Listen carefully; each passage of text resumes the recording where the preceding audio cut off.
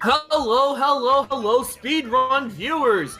Welcome to the best of 3 winner semifinals of GSA's SpongeBob SquarePants Battle for Bikini Bottom No SBA Winner Invitational. Tonight's race features arguably the two best players left in this tournament in Jackalacka and Univa. These two have been playing the game as long as anyone and are only separated by about 20 seconds on the leaderboards. The winner of this race will head to grand finals to face whoever makes it out of the losers bracket. It's going to be a close one, folks. I'm joined by my co-commentator, Jess Sway. Sway, how are you feeling about this one? I'm really excited for this race. Like you were saying, like these are definitely the two shining stars of the tournament right now. These are the guys to look out for. They're out here. They've gotten some really crispy times, and as they start off here, I just gotta say, like, this is gonna be a good one for sure. And we are off. As always. Oh, skip coming up. Oh, Jack missing the shiny. Unfortunate start for Jack. That's gonna lose him a second or two there. That's the second race in a row we've seen that happen. The same thing happened to Seal last night.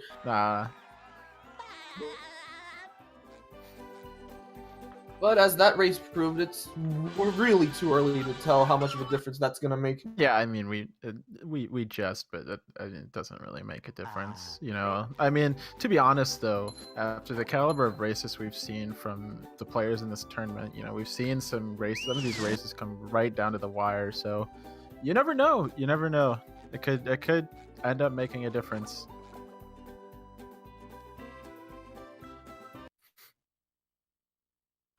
So we have this winner semis, and then the winner of this is going to go on to play the winner of losers finals. And losers right now we're at losers quarters. So in losers we have Tower versus Ringo. That'll happen tomorrow. And then we also have Seal versus Pixel. Well, Seal. Oh, actually, Seal versus Pixel happened last night. Yeah. Oh, I guess it does. Yeah. Yeah. So Pixel will be facing the winner of Tower. Tower and Ringo. So then the winner of that goes on to face the loser of this. I would not want to go up against either of these guys, to be honest. They're going to have to fight really hard. But, I mean, we've seen, you know, like, on the winner's side, we had Tower. Tower did a pretty good job when he was racing against Jack. That was pretty close. Seal also, you know, putting in some work. So definitely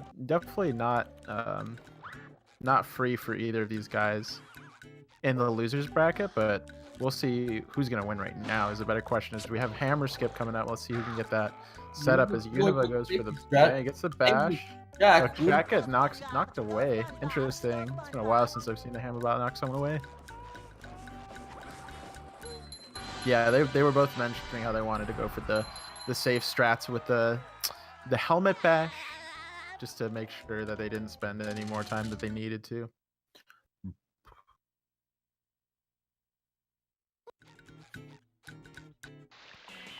So only a few seconds separating these two. Yeah, since they both use the same strats for hammer skip, pretty much the only thing that's separating them right now is that Miss Shiny and the pineapple, as well as just some small minute movements.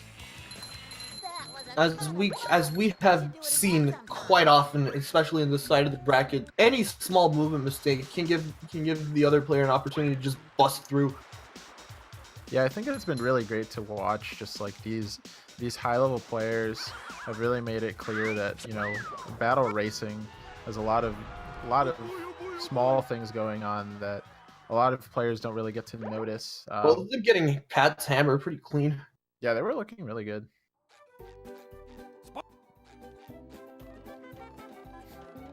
All right, so I think they're all both running the same route as well. So it's gonna make it a little bit more interesting to watch, because that just means we get to see them fight it out on the same terms.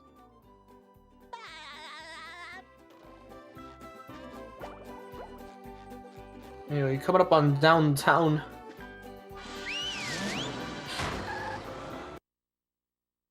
Both getting the tasty cutscene skip. Have you seen anyone miss? I don't think I've seen anyone miss that skip in the tournament so far. Nope. It's been really interesting seeing these guys go for like the really risky cutscene skip strats, especially the ones that could potentially lead to you getting dragged out of the. Yeah, I find it weird that like people will go for this, but then they won't go for the Goo Lagoon skip. Like we've seen several people in the course of the tournament just not go for the Goo Lagoon cutscene skip, but they still decide to go for the taxi skips. I feel like at least the downtown one is kind of out there in terms of this. It's like the same risk level, I feel like, so I just find it interesting. It's personal preference, I guess. That's what it comes down to for most of it. As usual, the first big turning point in this could be coming up in Sea Needle. Yeah, and with Sea Needle, you know, like we talk about with these small movements, those small movements can translate to big time losses in Sea Needle. You know, we've seen it time and time again where runners will miss that crucial cycle just because they had a little bit of a glitch when it came to their movement on just like even the first stack can mess things up. So it's really something that you don't want to lose your grip on. You want to just keep focused, keep it clean, just get through it, because if not, it can lose you a good amount of time. I'd imagine the nerves for both these guys have to be higher than ever at this point. Yeah, I mean, we've been seeing all kinds of high pressure matches, especially in the winners side, but I mean, this is a best of, these guys are going to be grinding it out. You know, this is a best of 3 set. We're going to see them go at it. The whole set is going to be played right now, so it's really going to be a battle of wills, honestly. See who can, you know, whoever, you know, loses this one, we'll see if they can bring it back the next one. It's all about staying confident. Univa almost misses the sock, but yeah, it's all about who can just stay focused, stay confident, you know, throughout the course of the race, even if the first one doesn't go their way, because they're gonna get like a two-ish minute downtime in between, so that'll kind of give them the opportunity they need to just flush it all out. But we'll see how it goes. You know, that pressure, it's not easy to just say like it's not there, you know. So we'll see how these guys react to it. All right, first window for both guys. Good for Univa. Jackalacka looking crispy too. It's a good start for both of these guys.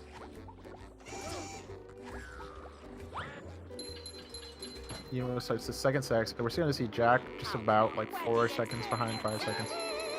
So I think actually, okay, yeah. So Univa. Oh, really? Oh, he got the tasty stack, dude. And that first try stack is just what he needed to kind of get at, and he even got the damage boost. So now he's ahead of Univa. Yeah. Both of them should be on cycle. Yeah, they should, for sure. Alright, so Univa just... Actually, I think Univa slightly had Jack waiting... What's he waiting for? Oh, I guess he was... Yeah, so far ahead. Yeah, he was so far ahead. Actually, did he miss the stack up there? Oh, having a little bit of trouble getting that Thunder Tiki. That's not going to hurt too bad, but... It didn't lose that much time, but Univa does go back ahead by a little bit more. Yeah, Univa just had a really clean, really good cycle there, so Jackalacka gonna play a little bit of catch up, probably around 7 seconds behind. Got to factor in that time for the Sandy switch before they go into the upper rooftops.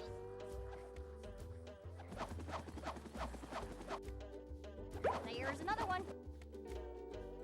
Interesting that Univa jumps on that light post instead of going on the awning there.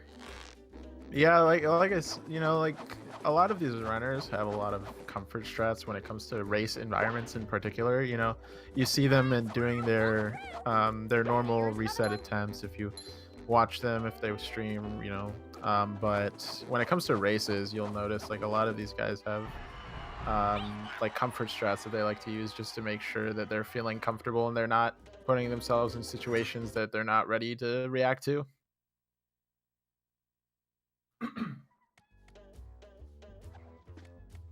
Rooftops, of course, can be sneaky hard, as we saw in yesterday's race. Any slight movement mistake could put you off cycle there too, and that's very important. Yeah, rooftops is definitely one of those sections where you're watching the players make those subtle movement mistakes that can add up because the cycle is relatively tight. You know, you can't. It's not hard. It's not easy to miss, but it is. You know, you do have to play pretty clean in order to make it. So it's something that both of these guys have to keep an eye out for.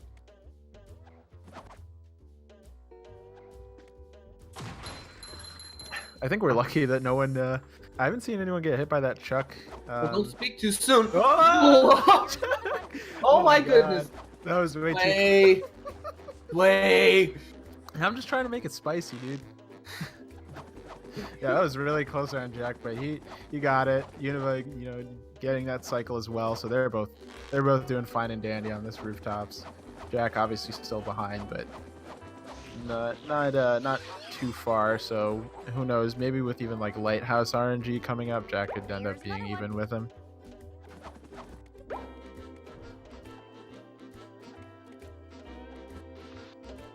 Another thing I think is interesting is that everyone has a different camera angle when they climb onto the pipe slide as well. You can see like Jack has that angle. Univa didn't even like look at the slide for a good bit. Again, it's come down to those comfort strats, just like doing what they're used to.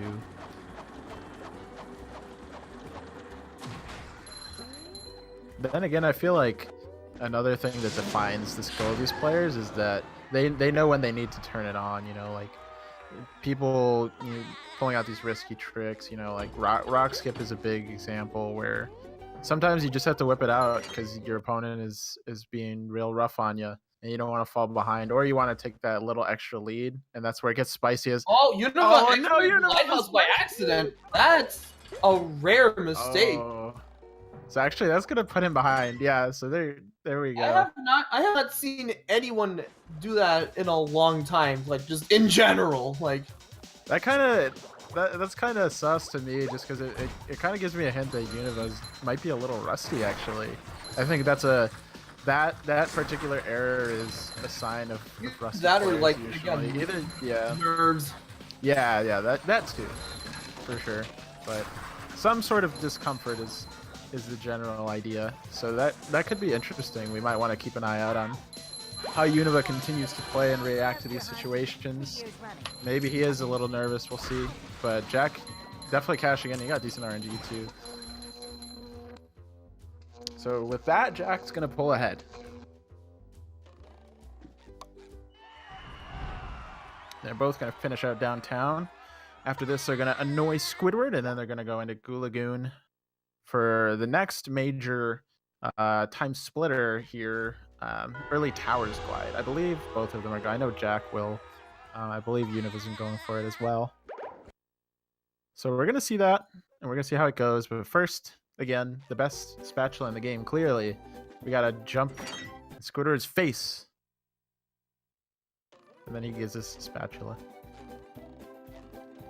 The most difficult spatula in the entire game, because you never know how many jumps you have to do for sure. Yeah, I mean, sometimes you do the 10 full jumps yeah. Register. Yeah, there is a little bit of subtle jump. You saw both of those guys went for the double jump as they were doing it, but if you double jump too early, it actually just counts as one jump. So you actually there's like a height trigger that you have to get. We found that out. So both of those guys, obviously, they've been doing this for a while, so they're not gonna mess it up. Haven't seen him do it much in this tournament. Looks like he's fine though. Yeah, I think he's feeling good about it. Which is interesting. Gives him a little also bit of confidence. Yeah, looks like he's good there. Yep. Yeah. No, he went Jackalacka going for fat guy skip. Didn't get it. Momentum. Yeah. First try one frame tower suck. Neat. Okay. We're gonna see Univa go for it as Jackalacka sets up for early Towers Glide. Univa gonna get that second one frame. He wasn't ready for it though. Okay, he's gonna get it third, but interesting there. Univa actually got the one frame, but he wasn't ready for it. Oh no! Jackalacka going on. He's got a. Oh no. Okay, so he's gonna have to do. Oh, he's gonna drown. He's gonna have to do ETG all over again now. Again. Oh no. Just like that, Univa back in the lead. He gets it again. We're gonna see it. Oh, but Univa drowns! Oh, that might be too far left here. He's too far left again. Oh my goodness. No. This is shocking. This is spaghetti from both of these guys. I think Univa's gonna get this one though. Yeah, she should be good. He should be good. Jack, I feel like Jack is going a little bit too far out. It's not good for him. And Should be fine this time, yeah. Yeah, he's fine this time, but so I think that's gonna make them even, especially because Univa's gonna get that. So yeah, You so put back ahead by a little I bit. I actually think that was like a net like no change in the lead because they Yeah. they both messed up pretty equally there. As you can see, they're both about to start this glide into the pier. Yeah, so they're still only like 5 seconds apart. Yeah, that's how they both got it. Oh my gosh. This was a messy early Goo Lagoon segment from both of these runners. Yeah, hopefully that doesn't dig too deep into their psyche there, because you don't want to be thinking about that too much when you've got a best of 3 set to play, you know. Especially the Oh my no, goodness. Jack! Jack actually drowning, so he's gonna have to walk over there again. Yeah, and I feel like that's the one thing that every battle runner fears, is accidentally doing that, not getting enough distance when they're going for that double jump. Everyone's secret nightmare made manifest here with Jack. Gonna lose a bit of time there, so he's gonna end up being around 10 seconds behind. Probably Maybe more 11. than that. Yeah, probably more. So unfortunate there for Jack. Univa's gonna take a lead. He's gonna go for tower skip, which could end up doing something, but we'll see how Univa can pull this off. Whether or not he does. Fine it as well. long as he gets this first try. First try. Yeah, so Univa's gonna take a good lead here for the first major lead of the race so far. We're gonna see Jack go for tower skip now. He's And gonna miss fell. the flagpole. Oh my goodness. Yeah, Jack might be a little bit flustered after that drown. Nah, definitely not something you want to see in a tournament race, especially in this kind of high stakes environment. He's gonna get that first try though, so not too bad. Well, Univa gets that cutscene skip, nice and easy. Jack's gonna go for it next as Univa heads to the sandcastle to grab the last spatula before heading out into the Poseidon. This has been sloppy, to say the very least. Yeah, and I mean, I don't really fault these guys. I feel like I feel like if I was, in this kind of environment, all the practice in the world can only go so far when you're feeling the nerves. They're both playing, like, I'm sure they both have the mentality going into this. I'm playing a really freaking good player, and I don't want to be on the bad end of that. So that's probably what's going through their heads, and understandably, there might be a little bit of spaghetti from these guys for it.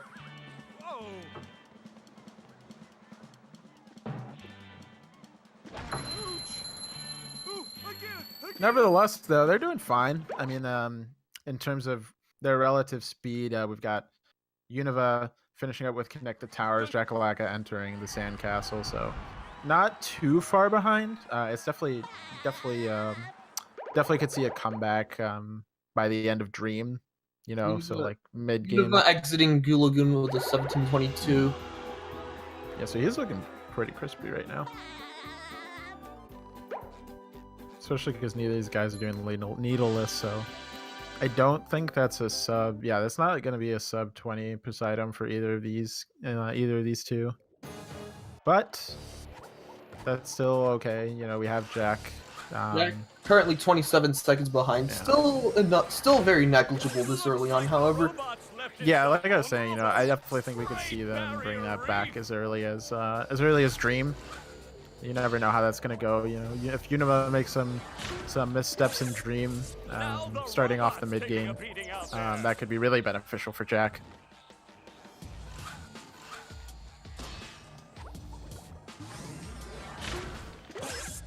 All right, so Univa's finishing up this phase 1 here. As Jack is gonna go into phase 1 as well. He's still got 2 more hits.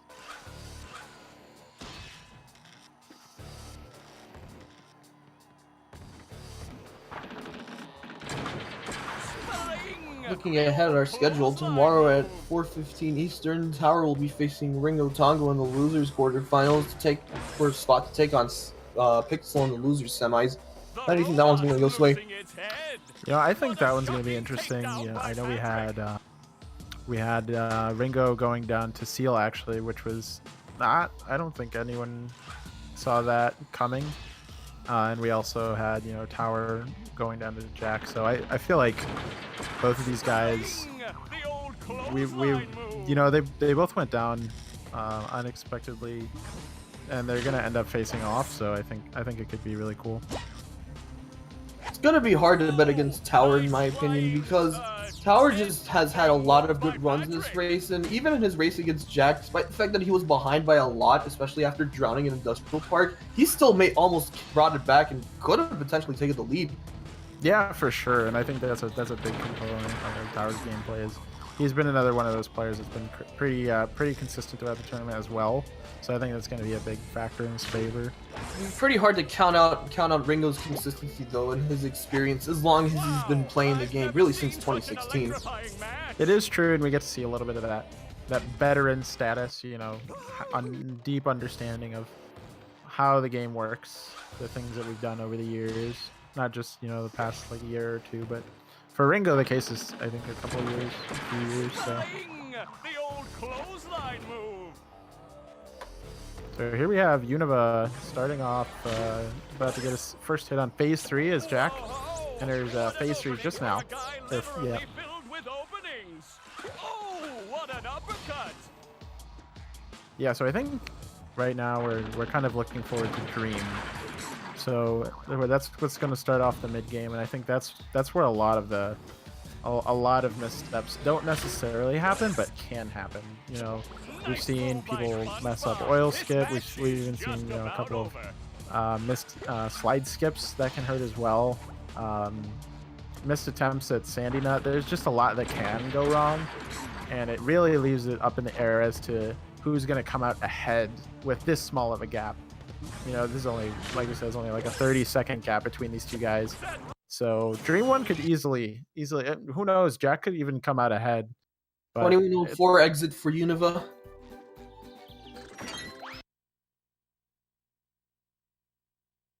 We're gonna see how Univa's RNG is here going into the Tree Dome. As Jackalacka gonna finish up his phase 3 and the fight to get the Bubble Bowl and the Poseidon. Jack currently 24 seconds behind, so still really negligible. Yeah, so it actually sounds like he made up a couple of seconds in Poseidon. It's just those kind of small optimizations that'll help him get back on the race, you know, as we go. And, you know, that's just one 3-minute segment. There's a lot of 3-minute segments left, so if he can just keep making up those small optimizations, small diminishes in the lead, he could come back. Oh, we see a tasty bowl from him there too. That was kind of nice. Big if true, my guy. All right, so Jack doing good in the tree dome there. As Univa's gonna go SpongeBob storage skip. Oh, he's gonna get the ledge grab. Okay, that was interesting. Kind of. Yeah, he's good, but not a traditional setup. I don't think it was intentional by any means, but Rarely seen that happen before. Yeah, most people don't get the ledge grabs, so I actually wasn't sure if it would end up working out for him, but it did. You know, the animation doesn't. Oh no! Oh, Jack! Oh, Jack! Oh my goodness! That was so close! That is the skill of a man who has played 16% so much. You know, with that ramp storage trick, he knows the backups. He knows the hitboxes, the collision detection. He knows how to save it, and he saved it. He made that by a dang pixel, man. Are you kidding me? Oh my goodness. Early heart attacks here. That almost seems fast. Oh, Univa getting bad RNG there too. He's gonna have to use 5 bubble wands here actually, and he's gonna get hit twice and a bull. So we'll see if Jack can get something tasty here, because that could give him a good opportunity to save, you know, good like 6 seconds there. And that's a pretty big chunk of, you know, that's like a quarter of Univa's lead, maybe even more now that the gap has shrunk a little bit. There's one more. Okay. It's like, okay. It's still a little bit better than Univa's, but not quite as good. So probably only made up like a second or two. Now here we are at SpongeBob's dream. Big boy strats coming up here. Yeah, so this is the part of the run where things start to get interesting. This is where there's a lot of potential for things to go wrong. But what we'll probably end up seeing is that these guys, you know, running as long as they have and being warm, You know, this level is, even though it's filled with lots of tricks that are really hard to pick up and also hard to de-rest on, they're probably going to end up doing all right for themselves. So it's more about the potential for Jack to come back if Univa ends up messing up on anything. Both of them did get slide skip first try though. Let's see how oil skip goes for Univa. You got the middle rock set up, moves forward. Yeah, that's good. Momentum. Yeah, lands right on it. On the spatula. Jack's gonna go for Sandy's dream now. Yeah, the people have a different order of how they do it, but they're all gonna have to do the same thing here. So, and again, this is one of those opportunities. You know, if Jack misses this checkpoint right here, that's what he's doing to jump for it. But if he misses that checkpoint, it's brutal because you have to go all the way back. He has to do this whole sequence again. And I'm sure they're gonna go for the death strat where they fall off the. Yeah, they're gonna go for the Skydive. Sandy in the fetal position. Oh, first try. the swaggiest of strats. And Univa's going for the same thing here, so let's see how he does it. Had a good oil skip, good, and he's gonna jump in there. He wants to make sure. Taking his time makes sense for sure. Looks like he's gonna go for the swag strats as well. Well, Jack going for oil skip, right side and with the spike, kind of middle. And he's gonna get good momentum there, and so that's another first try for him. So good dream for both of these guys. So that's gonna put a little bit of a damper on Jack's day. He's not too far behind. He definitely has made up a little bit of ground. I don't think it's as far as it was, but it isn't quite what he needed to close the gap, since they both had really good performance there. So we're not really going to see another major opportunity for him to make up time until Industrial Park, I'd say. Yeah.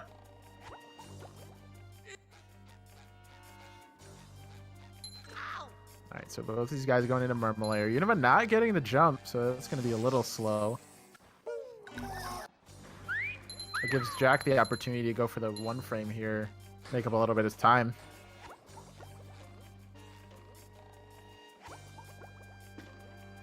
And he gets it. The one frame. Yeah, so Univa missed the lobby jump. Oh, this is big. This is big for Jack right now. Not only did he get that one frame there, as Univa misses the backup. Oh my goodness, Jack! If he gets it, could pull ahead. So my goodness! All of a sudden, this is even. Now they're just about even. Wow. So this is the break that Jack needed. Very rare mistake by Univa there, missing the ledge grab in lobby. Only if you can recover it well enough, you only lose like 8 seconds there. But Univa, he definitely could have come out ahead. Yeah. Oh, and Univa getting a little bit ahead now because Jack missed that first bull. Yeah, but I think the biggest thing here is that huge lead that Univa had is now erased. It is gone. Non-existent. We're going to see Jack. We're going to see him fight to get ahead now.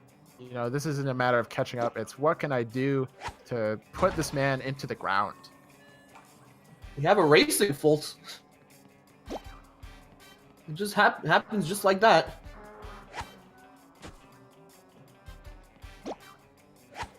All right, so once these guys finish final machines, there is some time here for slide skip after they do the Towers of Power. So that could end up doing something. As Univa gets some pretty bore RNG, so he's got. Oh, Jack goes a little bit ahead because he got that melon throw faster. Yeah, yeah. Univa got some really bad RNG there, so that's gonna give Jack a little bit of an edge.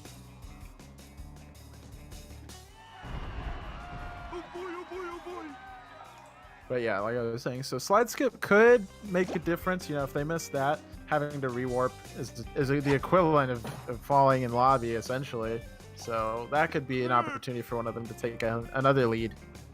But I think the more likely scenario is that we end up seeing these guys go back and forth for a while. You know, again, there is Industrial, and I feel like Industrial it's a lot more frequent to see people split off in Industrial. You know, we've seen people drown, but mostly it comes down to optimized manips and who gets lucky. Oh, Univa missing that last slam. Yeah, so Jack pulling a little bit ahead here. Let's see how slide skip goes for both of these guys. All right, Jackalacka setting up. Univa setting up too. Jack's going for it. Gets it first try. We're gonna see Univa go for it. You should have it too. Yeah, he gets it. Okay, so that's good for both of these guys. Keeps the race nice and even. No one giving an inch.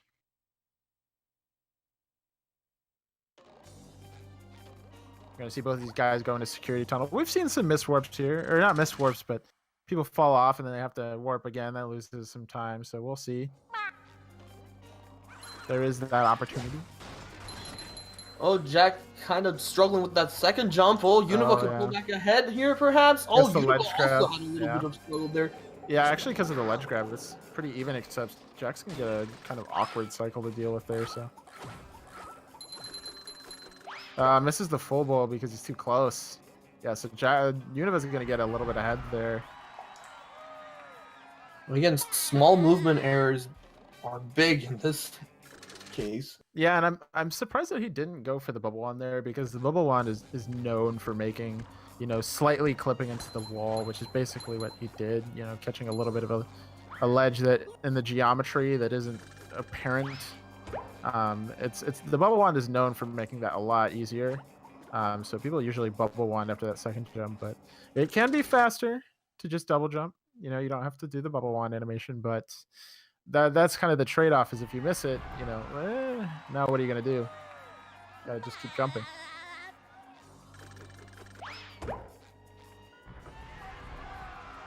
All right, so both of these guys finishing up the Mermal area. They're gonna go into Sand Mountain next after doing some fun stuff in Bikini Bottom.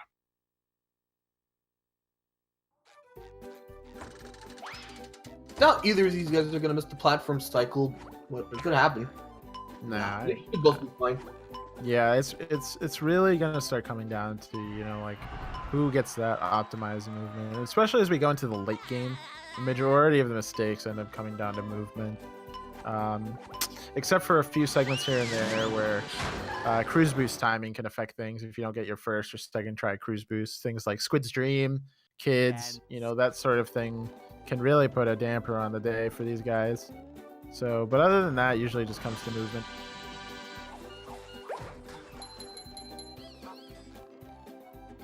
We can't forget about Industrial Park, though, because Industrial Park is definitely the next segment where I expect these guys to diverge. If they don't, then it'll just get even more interesting. But, you know, it's a little out of their hands with Robo Patrick being the way he is.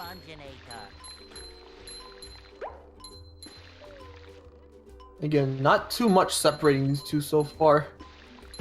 Yeah, they're nearly, you know, one or two minor mistakes in movement here we'd end up seeing them synced again. Jack did save a little bit of time on Univa with billboard skip though.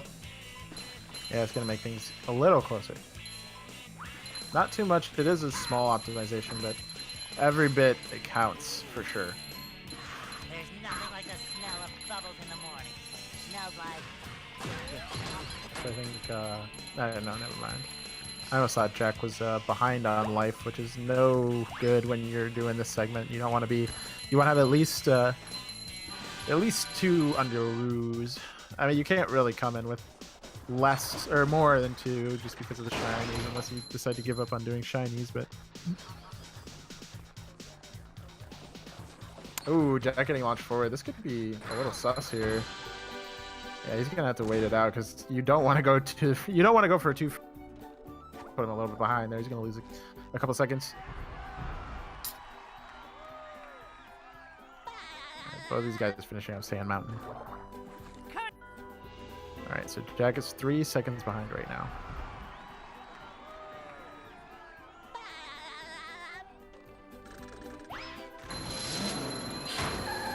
See if either of these. I don't think either of these guys go for the Lodge Sog. No, I don't think so. Especially with the routes, you know, this has been kind of this has been actually the first time I think where we've seen the 2 runners kind of just doing the same route. There's been a lot of variety. Some people have gone for Lodge Sog. You know, we have Conquer with Needleless early in the tournament. Either way, a lot has happened in this first half of the race, and it has been very close. Yeah, I'm interested to see how these guys react. You know, not only as this race ends, but as the next race starts. You know, like I said, they only get a couple minutes in between, so it could be interesting for them. You know, dealing with that kind of pressure. Since it's been so close, a little sloppy, it might be on their minds as they take that break. And it's really important not to let that discourage them as they go into the next race. So One thing to note, Jack is a little bit ahead of Univa on shinies right now. yeah, I noticed there. He's like a 100-ish, 140, I think. That could make a difference. No, because Univa might have to pull an extra stack here and there, or maybe even get a cruise missile. Yeah. But judging by what's happened so far in this race, those few seconds could make all the difference. Yeah, for sure.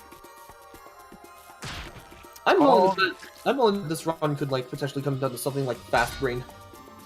I mean, the way they've been playing right now, you know, it's been a back and forth. No one has kept a major lead so far for more than, you know, I think it's been 7 minutes.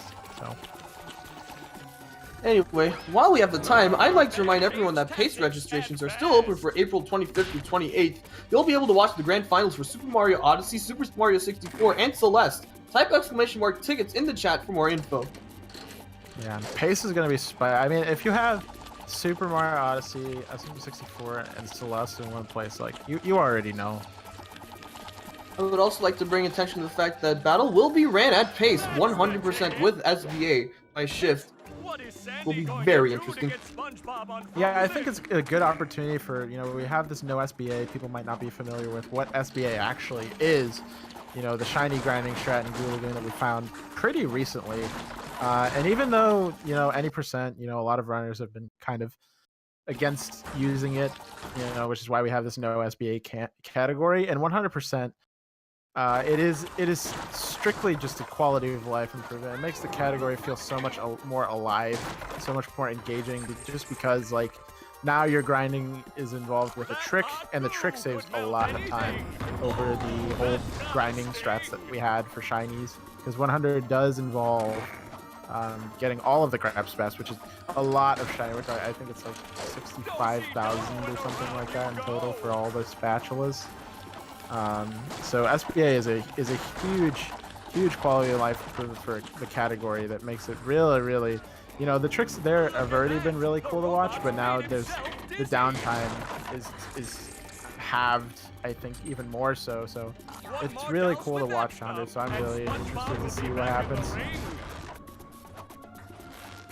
You know, both these guys have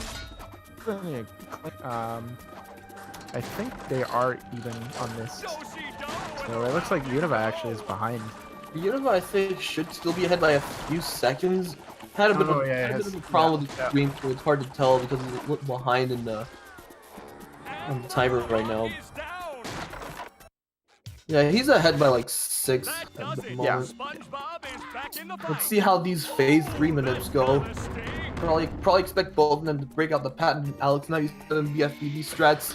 Yeah, you already know with the Alex Manips, like, these guys are definitely deep enough in the strats to know the Alex 97 Manips are good for the most part. Yeah, I mean, and there's always that element, you know. Patrick just doesn't always go where you think he's gonna go, but so far it's working out okay. We're gonna see something good from Jack. We're gonna see something good from Univa. So one of these guys right now having a bad manip is enough. If we see Univa with a bad manip, as Jack actually taking damage there, if we see Univa with a bad manip, that's enough for Jack to probably sync up with him, because that's kind of the hurt that you get from having a bad manip. But no such thing, and actually Jack is going to be the one here with a not so great manip on that second hit. So we'll see. Univa's going to kind of pull a little bit more ahead now. We'll see if that keeps up. It's all going to come down to this last manip here. And that's looking really good. Yeah, so that's looking really crispy. 38-48. Yeah. So Jack is going to be about 14 seconds behind here. 15. Yeah. 15 seconds now. So now it's going to come down to movement, which, you know, there's a lot of, especially because we have Sponge Museum coming up for both of these two. That's another segment where things can go a little bit weird, especially if you don't hit that first cycle. So we'll see how the runners fare here, but this is it right here. We're coming into the last stretch of this game one. It means best of 3, and the pressure's going to start piling on here. Gonna be gonna come down to who's missing cruise boost, who's not getting their jump spacing right, who misses some tricks.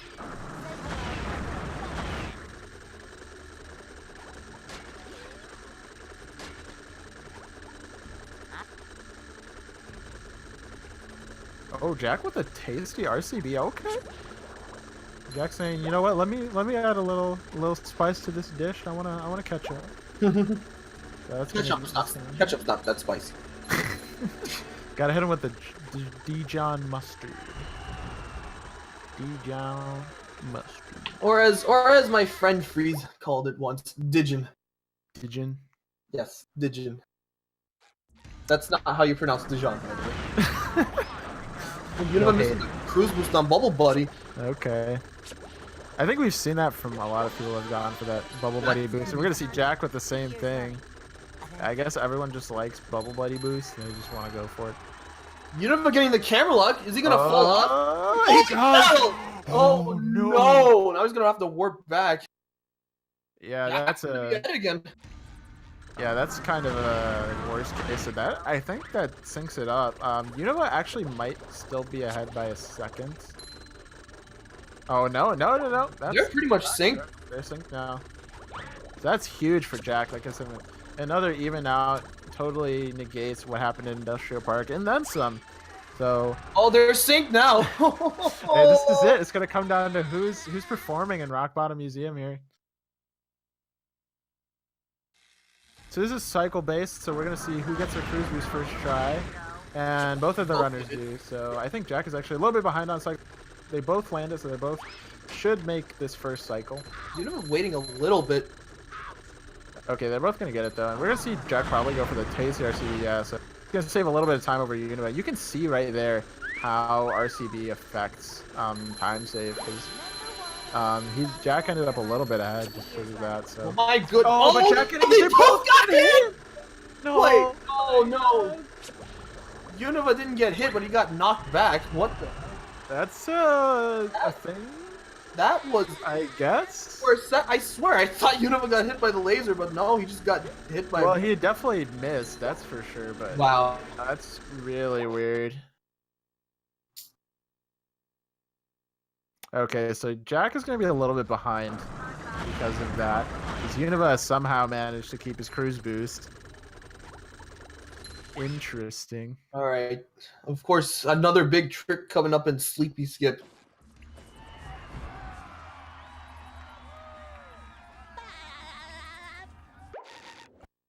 See if Univa can hit it first try.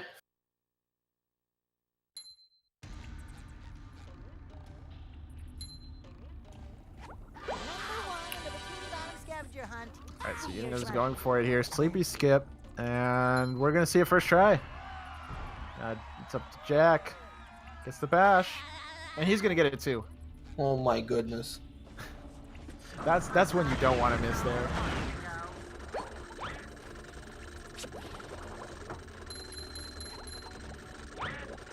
Alright, so it looks like Jack is about 12 seconds behind Univa right now.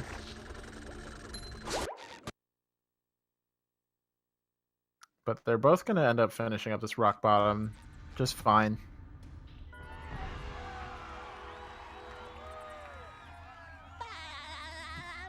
Univa exiting at 43.27, going into prawn skip. Jack finishing 13 seconds behind. Univa having trouble with that cruise boost though. Same with Jack, although he hit his faster than Univa. Yeah, actually clipped in there faster than Univa too. Oh, but Jack hit it. Goes for it again. He misses again. Oh no. Oh no, this is one of those moments where you just kind of got to reset your frame of mind. He's gonna look down at the camera. He's too far. He's not far out enough. He's not And getting enough Univa getting distance. first try ballroom clip too. Oh, that is not looking. And Oh, Jack is Jack's having a still lot. not- He's just gonna he's gonna switch it up, and that's critical. Is he just needs to get out of there, just reload, just try it again. That's unfortunate. The gap just widened big time. Yeah, that's gonna end up being 30 seconds. It's a big deal. Jack's not still, hitting. yeah. The thing with this trick is if you just can't get it, I think he's going too far to the right actually. That sure looks like it. Yeah, he's going way too far out to the right. Like he's gotta pull left a little here. Yeah, he's still going for it. This is the thing with this trick is if it doesn't feel right, you just end up missing it over and over. He gets it there finally, so that's gonna hurt a lot for Jack. Yeah, that just gave Univa the clear. Yeah, even though Univa had a second, he's gonna drown here, so he's gonna lose him a little bit on the load. But he had a clean there, so we're gonna see Jack gets the first try too, though. No stranger to being awesome at the 1 frames. So that's gonna help him at least stay in this a little bit more. But yeah, that hurts. That hurts a lot for him. It's up to Univa though. He's got to get. He's still got over the mode. He was a little bit slow on that over the mode cruise boost too. So kids could change it. We'll see. You know, if Univa misses some cycles, that gives Jack a second to catch up. You've just met the Sponginator. Univa going to do reload cycle, kids. Yep. Yeah. Oh, wait, no. Oh, he already did, kids. Oh, he already did. Oh my gosh. Yeah, that's how fast he is right now. I was...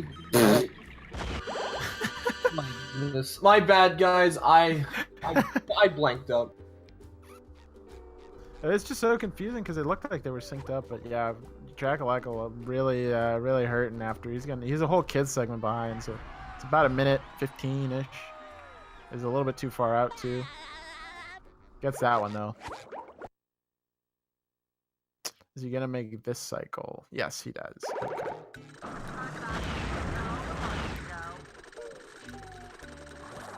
So Jack's gonna have to hope that Univa really flubs his movement in late game to catch up.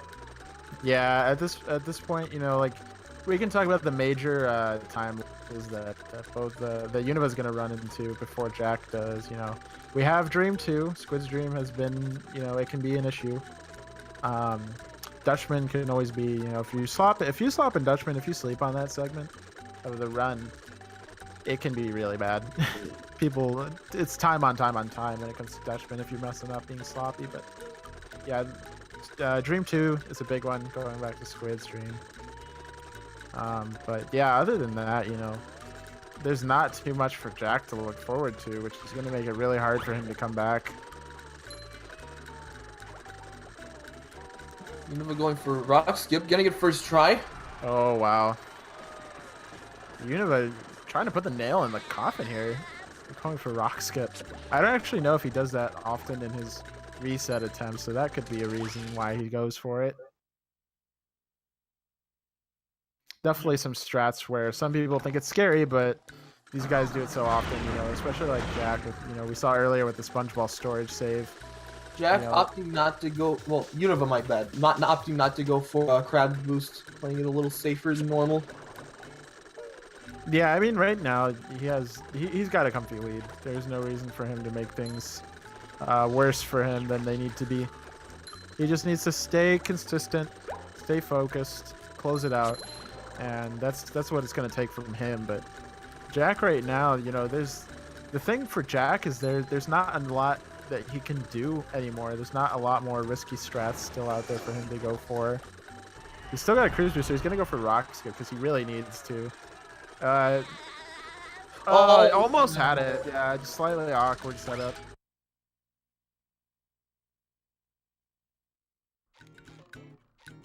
Gonna go for it again.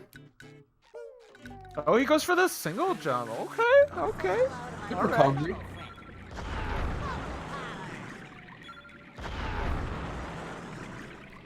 Oh no, he didn't get his jump. The game ate his A input. No. Dropped an input. That's gonna hurt. Oh my god, that's just unfortunate. that pretty much negates like the whole point of that. That's really unfortunate for Jack. Univa looking to have a pretty solid lead going on. Reminder to our viewers that this is a best of 3, so after this we'll have another race. Yeah, this is by no means the end of Jackalacka's tournament run. And it won't be because you'll just go to losers. Yeah, exactly. Yeah, but this is not the end of the set. We're gonna see another race after this, and who knows? You know, there's still some time for Univa to make some mistakes. There's still some time for Jack to keep playing clean. You know, If he can, there's still some time. But Univa is playing really consistently right now, and it's gonna be hard to see him give up much more. Yeah, and that's the thing I was saying is like, there's not a lot of strats left for Jack to do that are risky and save time. There's just not that many opportunities anymore this late in the run. So it's kind of, it just comes down to, you know, is Univa gonna make those mistakes that are critical for Jack at this point to make up this huge deficit that he's got to face.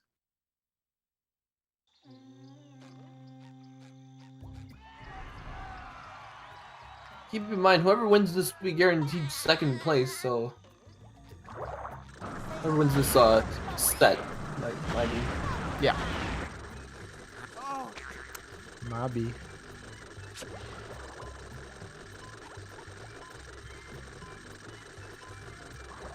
Well, Univa getting Kelp fine skip first try.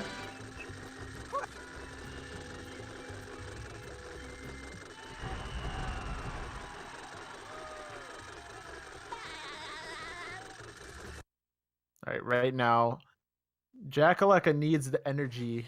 He needs everyone's energy as he enters this next segment because it's really on Univa to make these mistakes, but Jackalacka needs to play really pristine if he wants to capitalize on the potential for that coming up. Especially because Univa's exiting. He's almost going to start this Dream 2 segment. How do you think paces are looking for both of these guys? If I had to guess, I'm thinking, you know, they had a pretty rough start to early game. You know, Univa and Jack with like that low 21. So we're probably looking at like one flats, 101s, I think, from these guys. Sounds about right.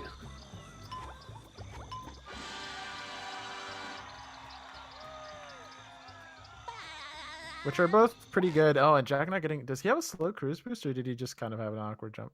I think he just had an awkward jump, so he's okay. Because having to drop a cruise boost is pretty rough. Pretty slow. But yeah, probably looking for a 101 from Univa. And Jack on pace for probably a 102. So not quite what he's looking for, you know. And we've seen some fantastic... He got his first race of the tournament, I think, was it was like a 58 high. So that was insane gameplay from him then. So it just kind of goes back to that, you know, like Univa having to reload a Squid's Dream. Oh, yes. Yeah, this is exactly what we're looking for Jack, is the opportunity for Univa. Oh, Jack did not accept mistakes. Jack having some trouble getting that spatula. Yeah, you just got to drop your CV at that point. You don't want to spend more time than you need to. Okay, yeah. Univa looking to have a pretty solid Squid's Dream, though. Yeah, besides the reload, pretty clean overall. So we're probably only going to lose him around 6 seconds, 7 seconds.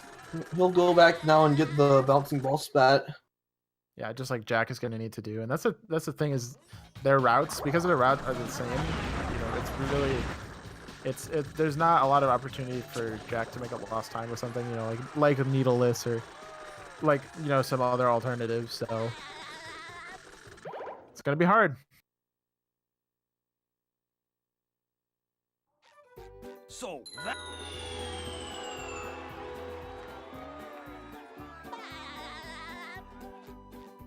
All right, so now we have Univa going to Dutchman's Graveyard. So again, this is one of those segments where if things don't go quite right, you can lose a good amount of time. And I think Jack is going to go for the Kelp Bash here, so that could save him a little bit of time over Univa, because I don't think Univa reloaded to Patrick, so yeah, that's going to save him a little bit of time. And that's exactly the kind of stuff that Jack just needs to go for. He just needs to keep it up, keep playing clean, and then it's at this point it's up to Univa to close it out. Almost slipping off, giving us a little bit of camera nod there, like.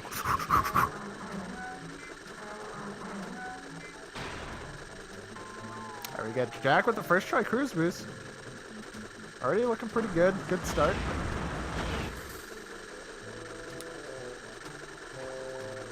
Squid Dream is one of those levels where in like high pressure situations it is really scary to play, and Jackalacka, given it not even the time of day as he runs all over this segment, he's going to be looking real clean. Gets it everything first try. Really good stuff there from him. So that's going to make up a little bit of time there. So Univa's graveyard looking pretty solid. Yeah, that was really good. Other than that mishap with the oil bot there, looking pretty good. Whew, Jack almost falling off there. He misses the spat. No.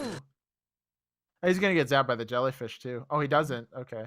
Oh, but he doesn't quite get that jump. Oh. Just a lot of things snowballing for Jack in this race. Yeah. Yeah, so you're never looking pretty I'd expect him to keep a lot of these mistakes in mind as he goes into the second one and have a clear idea of what he needs to make sure not to like really mess up. Yeah, There's just a lot of mental miscues from what I can tell. Yeah, I feel like that's the issue for Jack is going into this second game. You really can't. You're not going for boat bash. Oh, he gets it, and he's gonna get the camera too. Univa looking really clean. Yeah, that's the thing. Is like, what are you gonna do if Univa's just looking so good?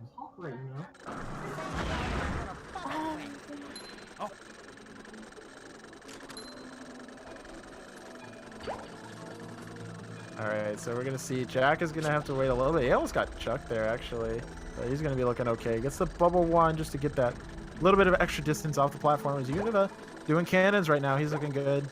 And this is the big problem for Jack, is just like Univa is looking so clean right now. You know, we're gonna see that. I think it actually might be less than a 1 fly. We might see like a high 59 from Univa players. It just makes it really hard for Jack to catch up. So my biggest worry for Jack going into game 2 is that he keeps too much of it on his mind. What he's got to do is he's just got to flush it all out. Just take 2 minutes, you know, go into some zen, you know, get a cup of tea, put on the furnace, you know, get a little bit of a fire started in the living room. Just chill, just relax, and let the first race go so that he can focus on not making any of those small mistakes going to the second race. Alright, so Univa going into Flying Dutchman Graveyard here. Going into the Dutchman fight. He's going to do the cutscene trigger skip. Whereas Jackalacka all the way back in Boat Bash, having a little bit of trouble with the cruise boost. While Univa gets this clean looking Dutchman fight skip. Yeah, so that's going to be clean from him. So now the only thing that we're looking at is he going for Fast Brain? And also, can he nail the first phase of the fight? The first spatula where he has to do Robo Sponge skip. That can be a big problem for people too. So it all comes down to it. Jack having a little bit of trouble with Boat Bash, but gets the backup. It's weird to think of it as the backup because it didn't used to be the backup. It used to be the main strap, but then we found Boat Bash. But they don't serve love. It's been a little bit more, like half a year ago, I think it was. All right, so we're going to see Univa going into this first segment of this Robo SpongeBob fight. See if he can close it out. We see 1 good rocket, 2 good rockets. You see the hit on Plankton there. Or can he get the skip? And he gets it first try without even using a double jump. So Univa looking really good as he goes into a brain here. He's gonna go for fast brain too. Goes for it. That looks good to me, and it is.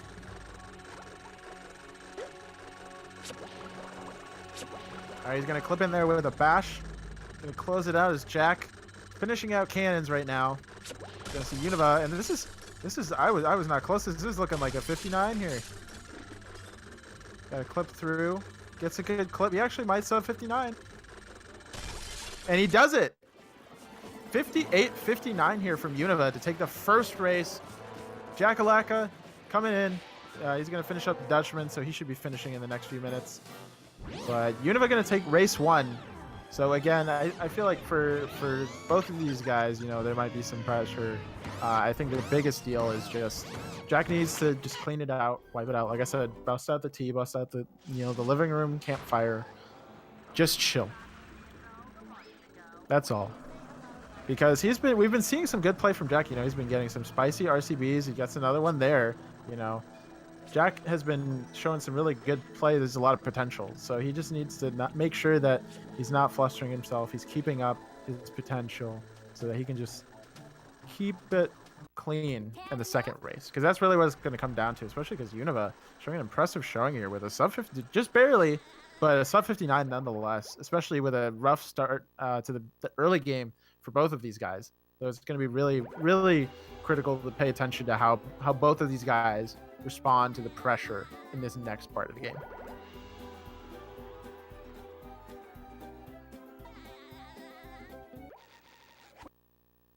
A reminder is Jack starts up this first segment of the Robo Sponge fight, so the loser of this is going to be sitting in losers semis. Actually, sorry, that's wrong. Losers finals to face the winner of Pixel versus the winner of Tower and Ring. And here we are, folks, the So we're going to see main Jack. event. Good first rocket. A gauntlet of ever-increasing ferocity. Good second rocket. And he hits Plankton. The Does he robot get the better skip change first tactics try? and fast. Not quite with a double jump. So we're going to see him. He's going to hit another one. He's going to go for 2. This is an alternative. And we see him go for it again and gets the double jump there. Good stuff from Jack. And we're going to see, does he go for fast brain? Will SpongeBob be able And to he does neutralize it. the giant robot's brain? All right, we're going to see him go for it. Sets it up. This might be short. No, he gets it. Dude, he's going to clip in here too. He doesn't even need the bash.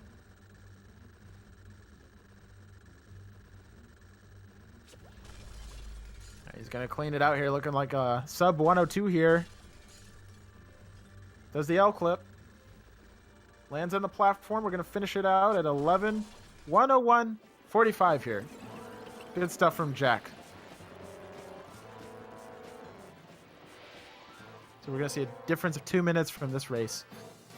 But we're going into the second race of this best of 3 set, and anything could happen.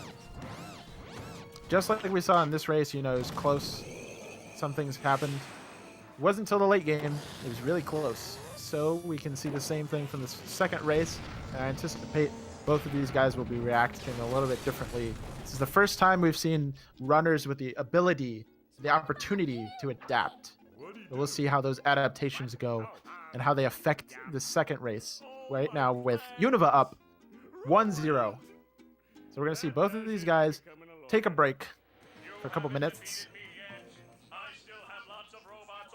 And then we will get going again with the second race.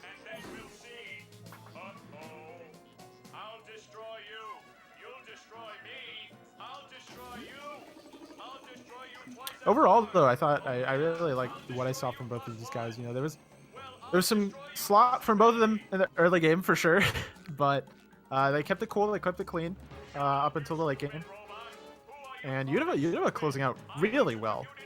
You know, with that 50, just barely hit that 59 mark. Really impressive stuff from Univa. And Jackalacka had more of the same. You know, we saw those bursts of greatness. We saw those clean RCBs. You know, we saw a lot of good stuff from him. So I think there's a really reasonable opportunity for Jack to take this game and force Univa to endure the best of 3. That's really what he's got to go for. He's got to tell Univa, you know what? I am not done. I am not out. This is my warm-up. Jackalacka is going to come for Univa in this second race, and that's going to make things spicy. Because Jack needs to trash talk this one. He's got to get in the mindset. He's got to say, Univa, I don't want you to win. We're friends, but I don't want you to win. I want to see some trash talk. No, not actually, but it would definitely benefit him to get into a good, confident mindset going into the second races. We're gonna get Univa is on the menu. Jackalacka is gonna head into this part with the credits. Play some SpongeBob.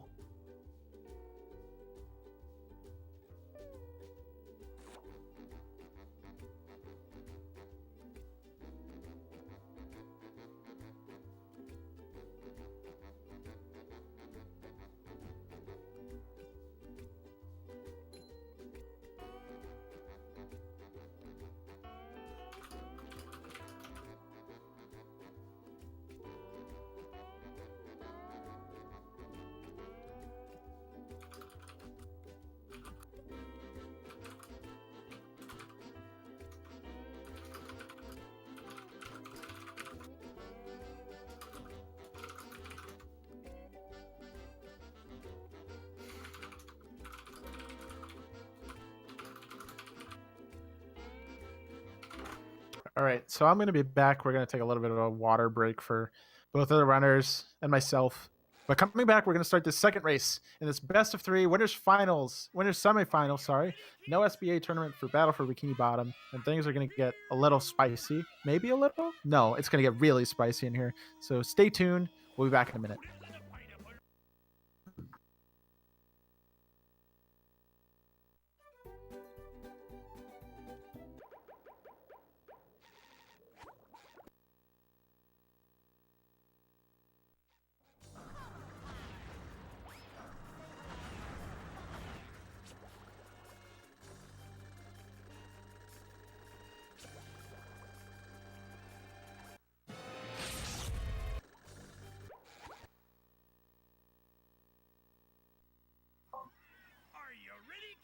My bad, guys. I can't hear you.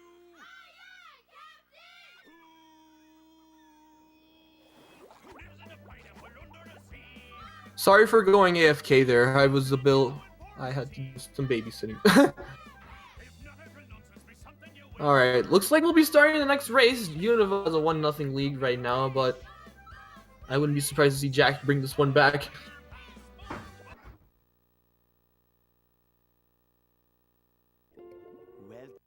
Like both runners will be off now.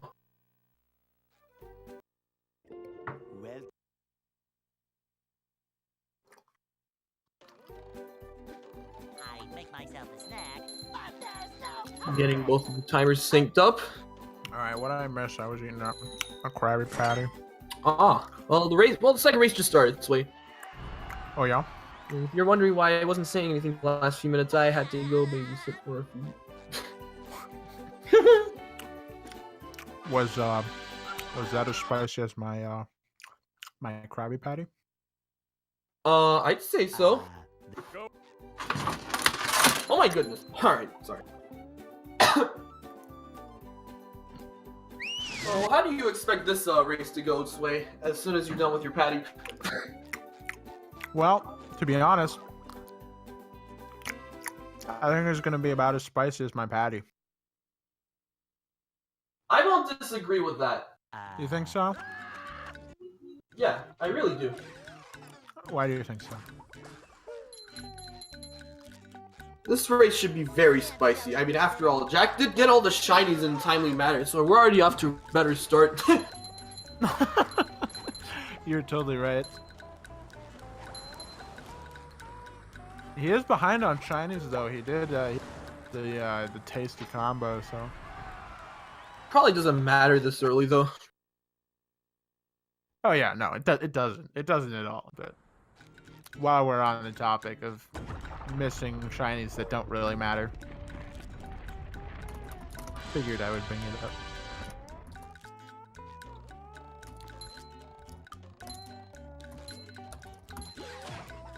All right, we're coming up to the first major trick of the run here. We hammer skip for both of these guys, and I anticipate, just like the last race, both of these guys will go for a bash. Who knows? Maybe they'll hit the one frame. I'd expect both of them to do the bash. Jack doing the bash, and... Doesn't get the one frame, but he gets it. Univa having a little bit... So, what? Jack didn't get it! What? Are you serious? Dude, That's the whole point of shocking. Bash is that it's supposed to be consistent. That is... Wow. No way. I can't believe that didn't work. In all of my days in playing, watching, and commentating Battle for Bikini Bottom gameplay, I've never seen that happen. Really unfortunate for Jack, but I'm sure he'll pull it up here as we go into this next part of JF1. Jack better not let this mental mistake build up again, because I get the sense that that kind of happened in the last race, and that's why he ended up losing by as much as he did. Yeah, and it's kind of like I was saying earlier, you know, Jack just really, he needed to sit down. Hopefully he took some time to just enter that state of zen, you know, do some yoga or something, but he really just needs to just chill, not focus too much on the mistakes of the last race, because he clearly has some potential. I don't think he needs to learn anything. I think he just needs to relax, just play the game the way he plays the game, take it easy, and just make sure that he just stays in the zone for as long as he can. And he's doing it right there as both these guys get the first try. Pat's hammer.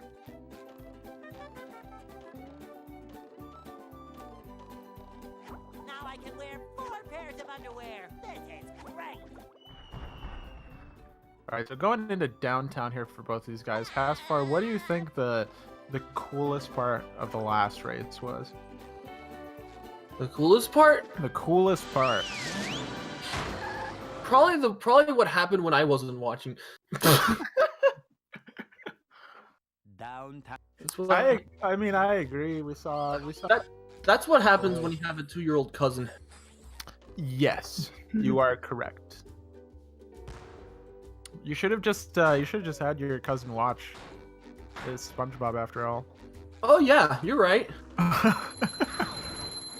You've just met the Sponginator. I'd have to ask you the same question, Sway. What do you think was the coolest part of the last race? I just like seeing I like seeing Jackalacka build up his confidence with those RCBs. Like I just thought it was like a small, even though it was like a small. You never get thing, hit by the stink. Wow, that's rare. But yeah, I think that it was just a cool thing to see Jack, even though it was small. I feel like it meant a lot to Jack's confidence level. Just go for those tasty RCBs, hit him, just look like a cool kid. I think it helped them a little bit in the later game. You've just met the Just kind of try to Sponginator. overcome the anxiety that can come with high pressure situations.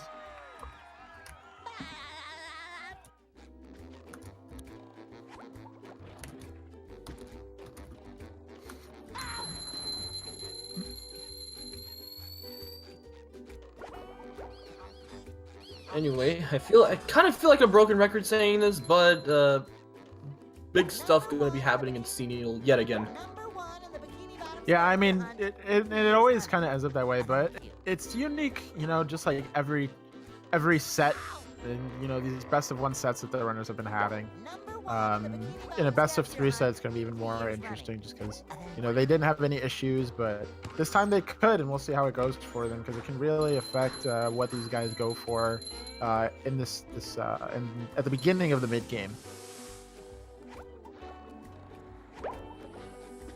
Kind of has that effect, just like in Goo Lagoon, you know, there's that, if you miss the shinies on the slide, that kind of ripples forward into the late game, because you have to end up bowling some extra stacks here and there, so it can really carry forward these minor mistakes in the early game. Anyway, Univa heading to window 1. Same with Jack. Univa getting it pretty cleanly.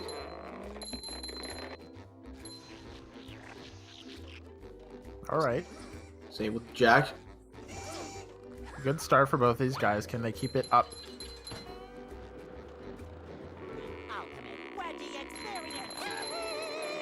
All right, Univa getting a pretty clean one so far. Gets the 2 hits. Jack going for the 1 cycle. He gets it. Damn, he's really good at that. Yeah, he's looking so. That's the 2nd time in a row he got the 1. That's insane. Jackalacka looking really crispy, and he gets the jumper on the check. It was a little sus there, but he's just looking good. Ultimate wedgie Still behind Univa, but right on cycle. Yeah, exactly. It's where you want to be. Oh, did he miss a floating tiki? Oh, he ended up hitting it on the way down.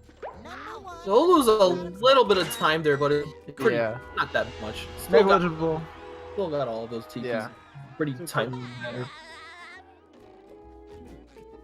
Alright, so we're gonna go on to the Sandy transformation here as we downtown rooftop segment. First, they're gonna go for some wheels and such in the streets.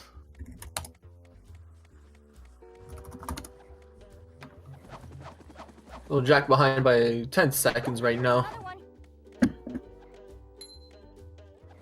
Yeah, not too big of a lead. Mostly just a few minor, like more so some just nice optimized movement from Univa than anything. So, and so only minute 8. You know, hammer skip also. I neglected to mention hammer skip kind of put a dent in that. So that kind of hurt Jack a good bit. Univa had a little bit of trouble with it as well, but not quite as much as Jack, when having to reload at the checkpoint. It was good that he got the checkpoint. Imagine if he didn't get the checkpoint. That would have been brutal, but he went for it, and here we are. Not too far apart. We're only looking around like 7 seconds.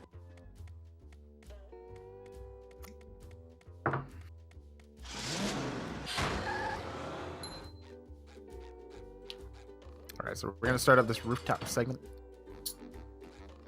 Just a nice, easy watch as we see both of these guys go for some subtly optimized movement to make their first cycle here.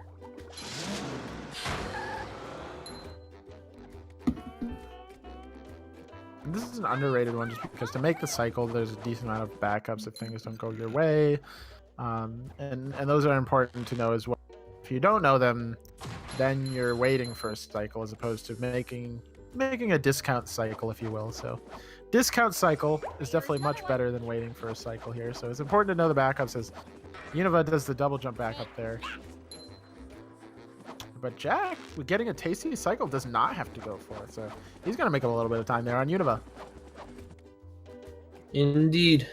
Yeah, Jack looking pretty clean there on this rooftop segment. So that's an example. You probably couldn't even tell that Univa was going to miss that segment, but that's just how the subtle optimized movement in this segment can really affect your cycles and how you make them. So Hopefully Univa doesn't forget to not exit the lighthouse this time. yeah, that was really unfortunate. A little funny, to be honest. It's probably funny for him. Something that just happens sometimes. You're like, ugh. Univa having to get the ledge grab though. Jack's gonna pull very close now. Yeah, see, and this is the big deal. Like, if you might have thought a second ago, you know, he made platforms, like whatever, he just double jumps. That missing that is another big impact of that. That's kind of the whole game, is the cycles can add up in very like subtle ways that you're not really ready to expect. So that's going to give Jackalacka a little bit of a catch up here. He's only going to be 4 seconds behind. So he took that. He made up 4 seconds just from Univa having kind of a poorer grasp than Jack on that segment. So we're going to see Univa does not miss the lighthouse this time. Because both of these guys are going to start up the lighthouse segment.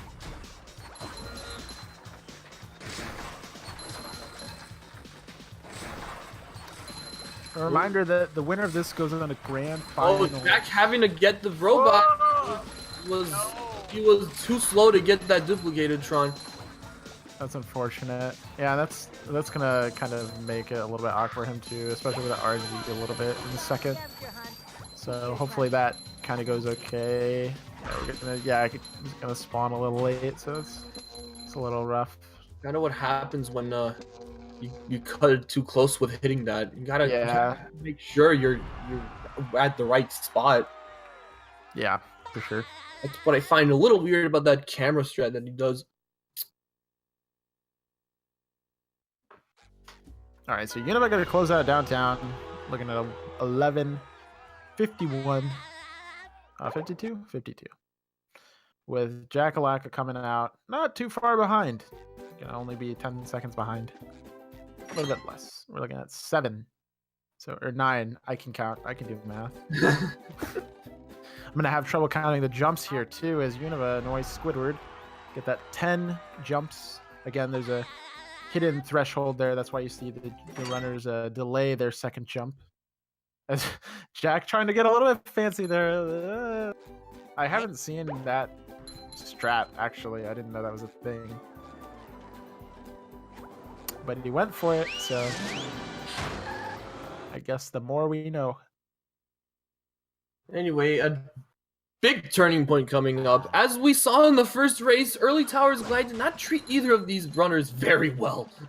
Yeah, we saw Univa get the drown there, trying to go to the second island, and Jack just having trouble, making it at all. He just kept drowning, trying to get to the first one for the robot. So we'll see how this one goes. Hopefully a little bit better for both of these guys. We'll see. It might be to Jack's benefit if Univa whiffs a one frame or two here, but that's about how far apart this is. It's just a couple one frames, maybe one bad setup of Sponge Glide. Ooh, fat guy skip! Oh my goodness, Jack! Well, Univa not getting a one frame tower suck. Neither is Jack. Univa finally getting it. Now Jack's still trying to get it. Oh, did still make up some time though. Yeah, for sure. I mean, with fat guy skip, like that's already a huge time save. So just being this close to Univa, as he whiffs this first part of early Towers Glide though, we'll see how that ends up working out for him. Looks like this one's might be going too far to the left again. No, he's okay. He's fine. Yeah. But Univa getting really good speed there. This is a really good setup. Is Jackalacka gonna get hit? He gets good speed too. Alright, so this went way better than the first time around for both of these guys. Yeah. Good to not have to. Jack Glide though. Yeah, not getting quite into the corner enough, so that's gonna make it a little bit awkward for him to get that. So a little bit closer, a little bit further. Some trades here and there, but we're still gonna see Univa ahead coming out. Goo Lagoon Beach.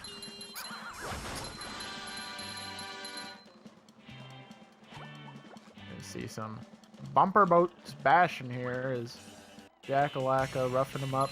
We're gonna see it. Ooh, doesn't quite get that. Hammer into the G-Love. Yeah. So Jackalacka about 13 seconds behind right now. Not gonna drown. A lot less spaghetti.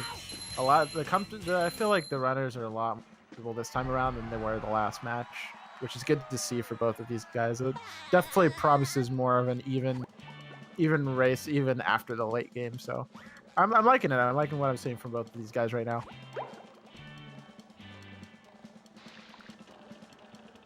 I would not be surprised to see them bust out some tasty Poseidon times.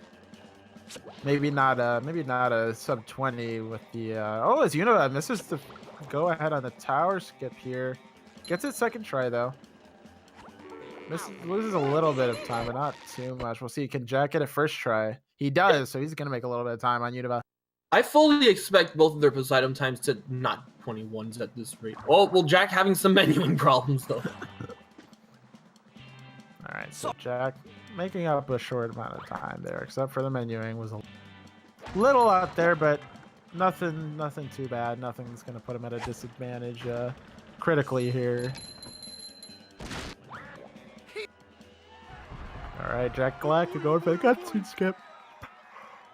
He does it. So both of them gonna have a really good pure segment. Yo, don't get too tired, Sway. I hear you yawning. I wasn't yawning. I was pulling out my gold tooth to send to Mr. Krabs in the mail for some more Krabby Patties. I'm really into the Krabby Patties, dude. They taste great. They're really good. I've never had one. You should. There's a really good video on how to make them. I heard they make them like raw or something. Like you're not supposed to cook the patties. Wait a minute.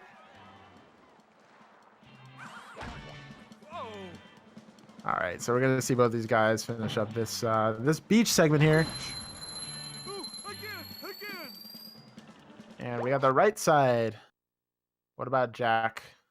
We got Univa on the right. We're gonna see Jack. He's gonna go left. I'm gonna go right. To the right. Both of these boys on the right side, gang, as we go into Poseidon. And they're going to start with a 17. Yeah, so we're looking like a mid 20, I think. Mid 20. Maybe like mid to high 20. Which is better. You know, not not too much, about half a minute, which is a pretty significant improvement for both these guys. Basically, the equivalent of not dying in in early Towers Glide segment.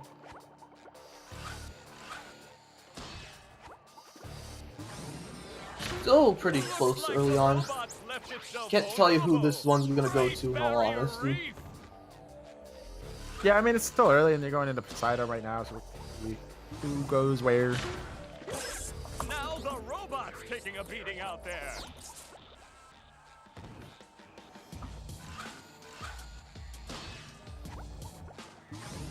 So Jack really behind like one hit. The robot better change Yeah, tactics like and hardly. Yeah, fast. I mean that's about where we're at, you know, in the last race. So it just seems like Univa has just been playing really cleanly in both of these races so far. So it's kind of been a catch-up game for Jack. Just Univa hasn't really bended it at all when it comes to missing anything, or so it's kind of up to Jack to play clean even more so this race. The robot's losing its head. What a shocking takedown by Patrick.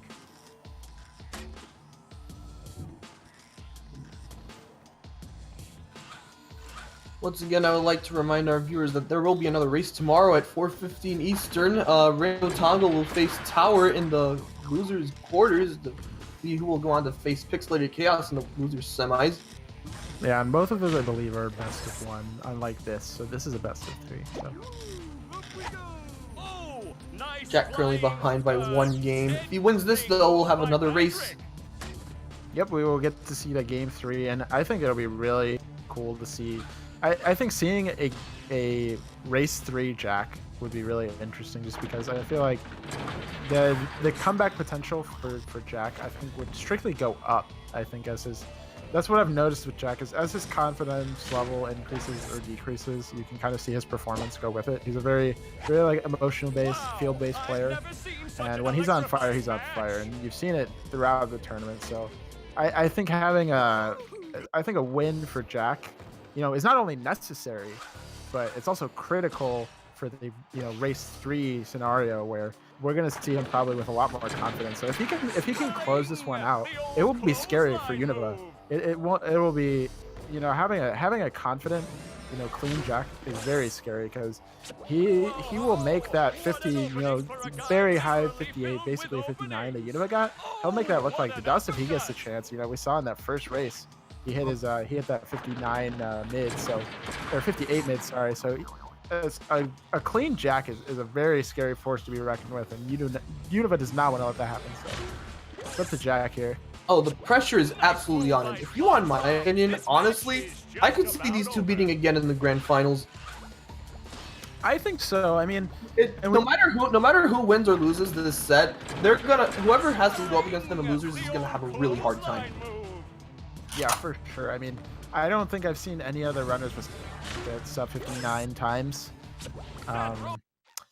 If there has, I can't recall right now, but so far, like, most of the 59s I've been seeing are from these guys. So these are the two, and they're not in winner semis for no reason, as you can see. This is just like scary for both of these guys. So I would not want to be on the loser side right now if I were.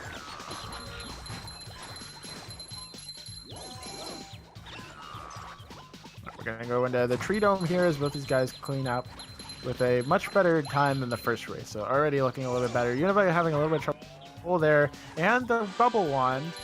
So he's gonna be a little bit slow there. It's gonna give Jack. Actually, Jack is looking a lot closer than this was. So he's less than 5 seconds behind now. Again, the little things. Oh, for sure. And I feel like that's the best example right there. Is just some mishaps in tree dome, and this is almost even. They're within a spatula animation.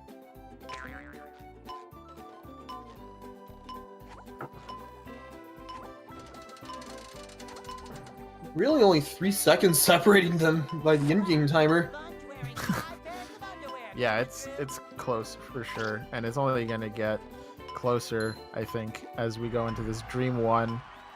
We're gonna see some hot competition here to see, Can these guys keep it clean? You know, this Dream 1 is the biggest segment for this. Is can we just see these guys keep it clean? And I think the Krusty Krab segment coming up will give Jack a good opportunity to see if he can sync up with Univa before going into Dream. Give us the really good example of what it can look like. It's Univa. How you, Spatula. That's also really rare to see happen at this level. yeah. Yeah, so that's gonna bring it even closer now. So this could be an opportunity for Jack to sync things up. Especially depending on how good the robot RNG is for both of these guys. Yeah, he's definitely on his heels. So depending on the robot RNG, we get one of them pull away, or we get Jack ahead. All right, so we get okay. Has to do 3 bubble wands, a little bit far for Jack. Okay, yeah, he's good there. So Jack had I a think Jack yeah, had- it's really good. So once again, we're very close to going into SpongeBob's dream.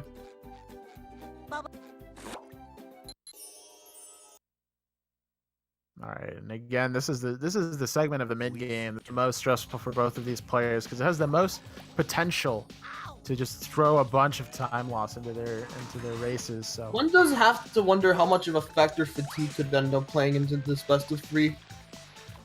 I think it's interesting because it's not something we've seen in the tournament up to this point, and actually it seems more like they've benefited from a game 2 situation for both of these guys. You know, Yeah, we've they're seen both clean play. have been playing pretty much cleaner Yeah, than their first race. Exactly. So right now it looks like they're both playing much better, but I feel like there's a lot more of a mental toll that takes place that we're not getting to see because right now we're just seeing their autopilot.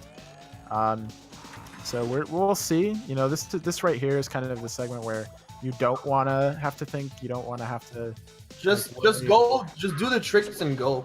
Exactly. As Univa a little slow there. He gets a ledge grab though, just barely. So just barely enough speed there to get that whale skip. And that's the thing is like that can happen if you think about it too much. Is you lose speed, you know, or you don't get the trick, and then you get it in your head like, oh, I suck. I can't get this trick, and I need to get the trick. It's really just a deal of like, just this is a segment you autopilot for sure. You don't want to think about these hard tricks too much. So, The thinking comes. Meanwhile, Jack getting Sandy Nut first try, and now Univa will go do Sandy Nut as Jack goes for oil skip now.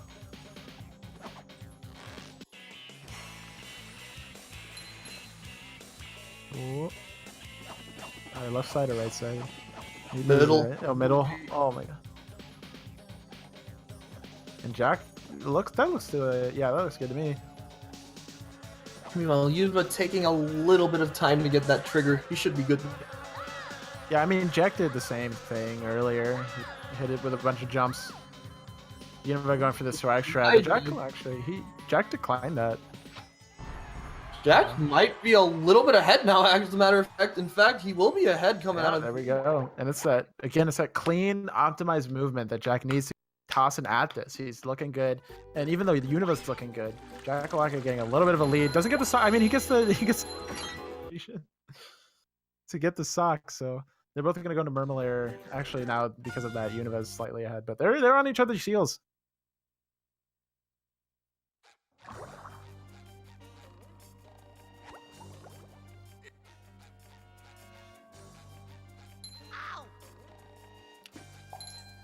All right, I gotta ask, just because after as Univa gets hit, no.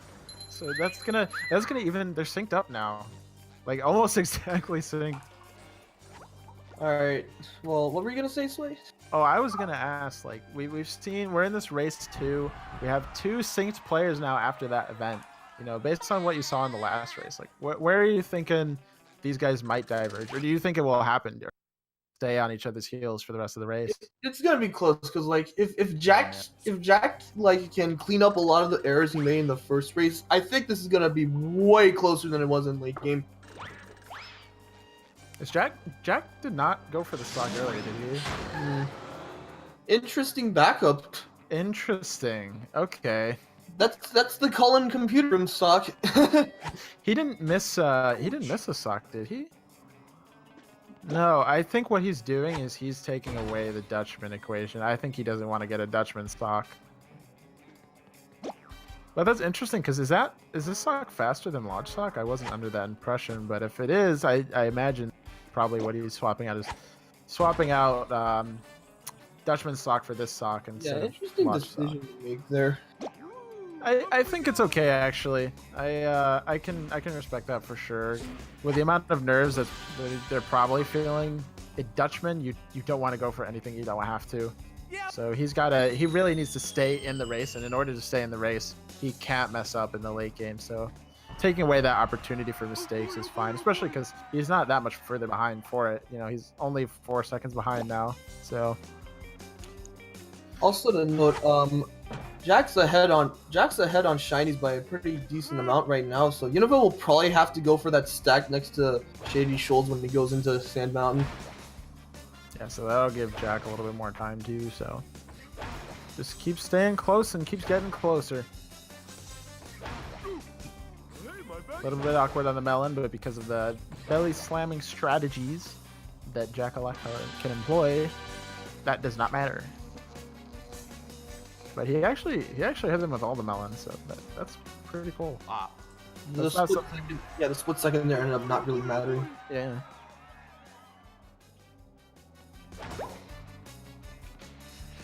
All right, we got the slide skip. We got it, and Univa gets their first try as Jackalacka, and he gets it. Yeah, pretty clean for both of these guys.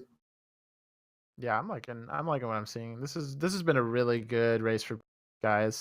Well, Univa's stream seems to have been having some issues again, so bear in mind this might take a bit to get synced up again.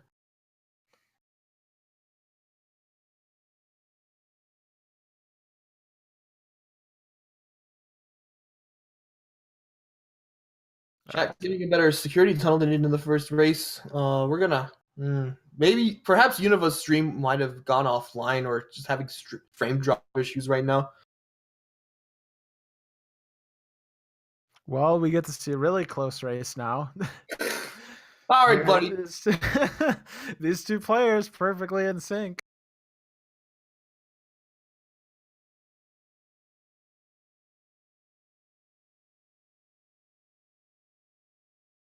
Well, we can only wonder what's going on Univa's end. Right now, I think what has been a bigger deal has been Jack. So it's good that we get to see his perspective because Hey, no bias, way. it's not a bias. I'm joking. No, but yeah, we've seen like Univa has been playing pretty consistent, and it's been pretty on par with what we've seen from him for the tournament. So this gives us a chance to just see what happens here from Jack's side, see how he recovers from the last race. Because I think that's what this race is going to come down to is how is he feeling from after that last race? Right now, I'm just worried about Univa's stream. I think he's having internet issues. Really, the only way to explain it right now. Yeah, we're gonna see Jack keep going, but.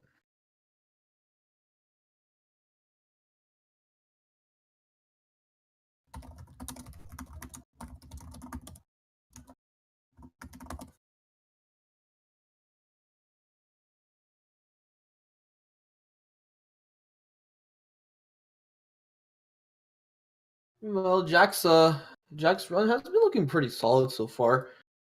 Yeah, and I'm sure like this is really good for Jack.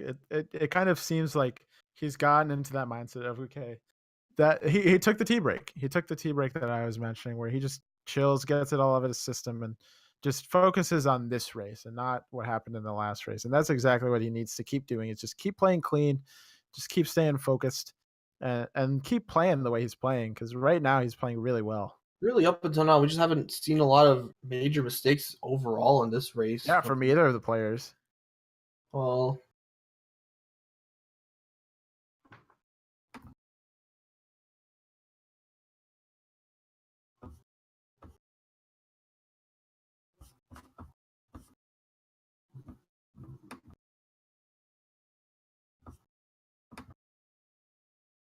Oh no, Jack! wow, no way. That's so unfortunate.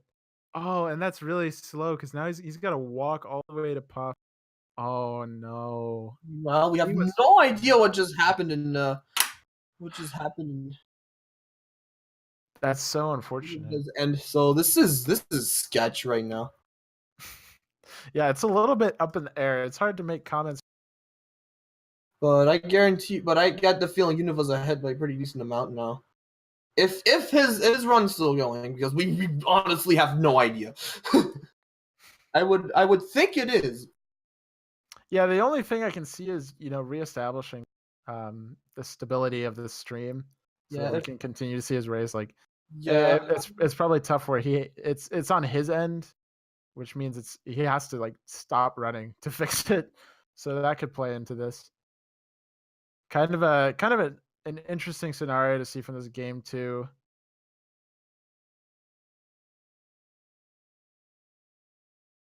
Yeah, believe Univa is currently dealing with internet problems.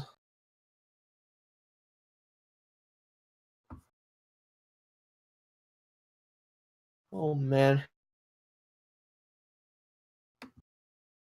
Yeah, this has been kind of scuffed, to be honest.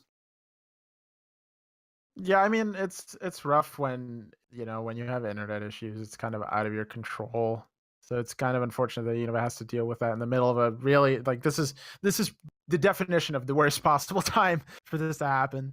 So hopefully he gets the chance to set things up. And honestly, with that mistake that Jack made, he could even use that window to just like reset up his internet and get things going again. But we'll see. We're not really and nothing is conclusive yet as far as the status of Univa goes. So we're just gonna keep rolling this out. We're gonna keep watching Jackalacka roll through this because so far, besides that reload, he hasn't had any other mistakes. So his play is still clean. It's just unfortunate that had to happen.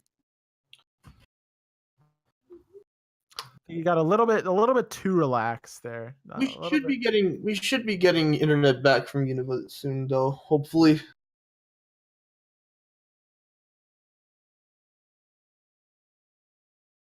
As long as we can get this synced up soon, we'll be good.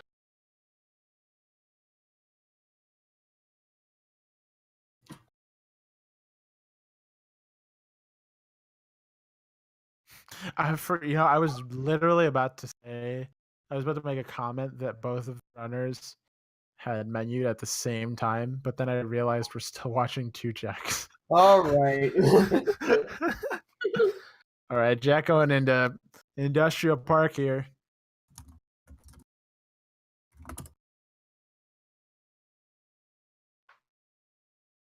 We're working hard to get you guys some status updates in Univa, so we appreciate your patience. But right now, we get the fish announcer to keep us some company. I think the fish announcer is one of the most. On this, it's okay, but in like, I think what's that quote that he uses in the Chum Bucket Lab fight is like, it looks like SpongeBob won't be winning that way. All right. I hate that quote is I think infamous for just being so annoying. Whenever you miss Robo Sponge Skip. Whenever you miss, it just rubs it in your face. It's like you thought you finished this, bet. If I were gonna guess, just based on Jack falling down the slide, I'd get the feeling Univa's at least pretty deep into phase 2 at the current moment. Yeah. Again, we're not sure just because we don't know what he had to handle in real life to manage his internet connection. But assuming things went at the same pace, then we'd probably be okay.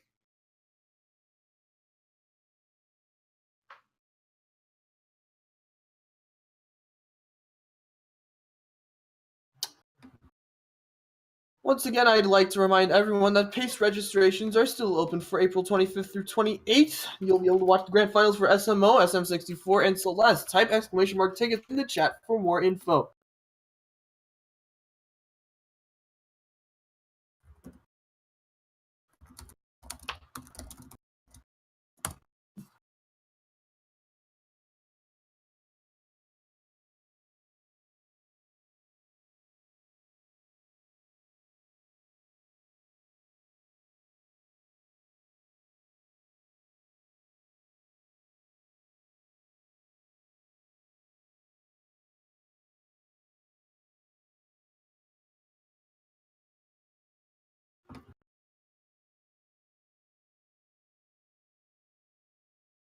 Meanwhile, Jack on one more hit in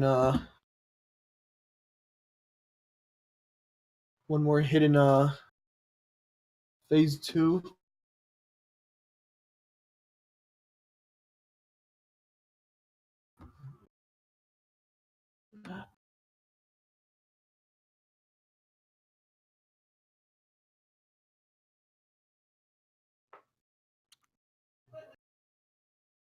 So just a little bit of an update. We do have Univa.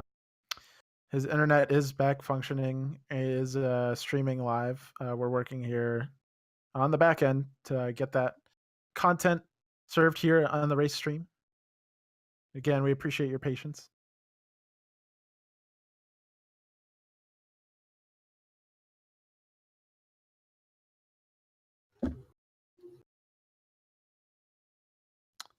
So, what are you thinking of this? What are you thinking of this industrial park so far for Jack? As far, I'm thinking it's. I think it's looking pretty good. No, it's not. No. No, it's not. No.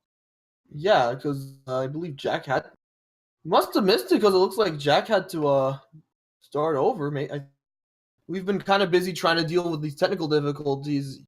Completely missed him drowning there. No, I think that's pretty good, right? No. He did No, drown, as a matter of fact.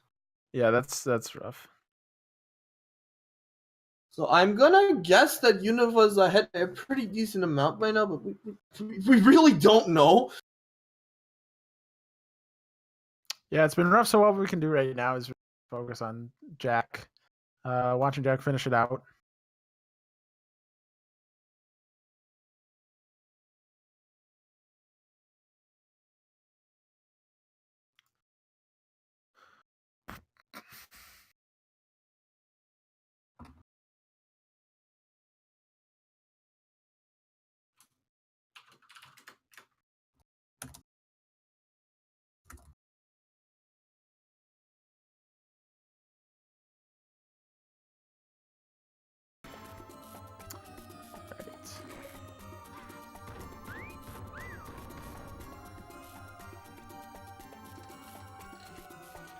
Do-si-do and around you go.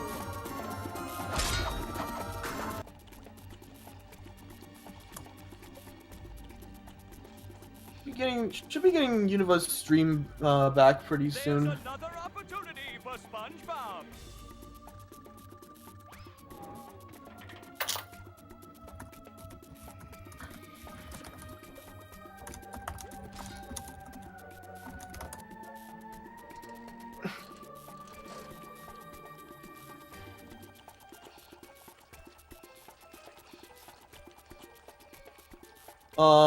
Okay. Huh. So this is an interesting twist. This is Things just got even wait a minute. weirder. Okay, so because neither of us have any idea what happened, Univa's behind. Huh. There are a lot of different things that could have happened. I can only theorize. Considering that we had Jack a little bit of a beef on Sand Mountain, that like it could have been anything really. Where did we lose him? Univa could have died in Industrial Park 2. He could have made the same mistake Jack made in Sand Mountain. Yeah, We're just not going to know. anything could have happened, and we'll get to talk about it later on. We get to talk to these guys, but for now, Jackalacka, surprisingly, with a commanding lead. This is... I mean, those were some crippling mistakes, too, like losing... I mean, keep in mind, he also had to mess with his router, too, so we won't really know, and we're still determining the situation, so again, thanks for the patience and all of this, but there's just a lot that's going into this race that unfortunately hasn't been too much about the runners' performance. So we're gonna see where things round out. Well, we're just gonna have to keep going. Yeah. Univa's gonna have to Univa's gonna have to hope for some really bad late game from Jack to recover this. Although he is kind of flubbing that jump there. Not gonna lose that much time though. Jack has a really good lead now. Yeah, I mean the biggest thing right now is that the lead is huge for Jack. This is like a huge plot twist from the last race. This is a completely different style of play for both of these guys.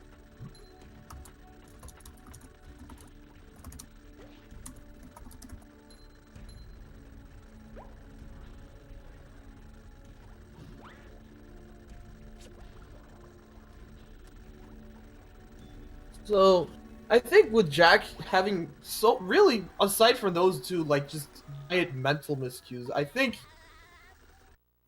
he's like cleaned up most of the errors he made in the first race. So I don't know if Univa's gonna be able to make this one up. As it stands, we're gonna have a third race, I believe.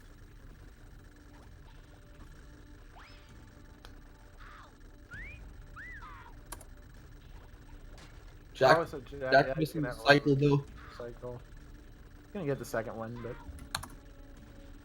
all right. So Univa is still behind, not quite as behind as he was, but we're still there's still a lot of time in between these two. So we'll see. Again, we do have a lot of. They are only in the beginning of the game. So as Jack, yeah, we can see here with the Sponge Museum, we're gonna have some trouble.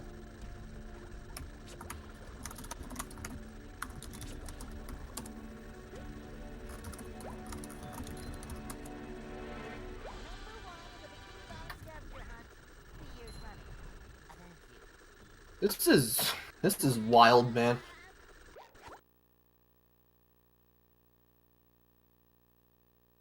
So what do you expect to happen the rest of this race, Sway? Well, what I'm thinking is that, you know, Yuno's a little bit behind. I would imagine he's probably flustered from the internet issues. So it might be hard to deal with that. You know, we've seen some clean play from Jack, and I'm not sure where his mental state is right now. If he knows about the issues with Univa, but we could see that come into play too if that is a factor.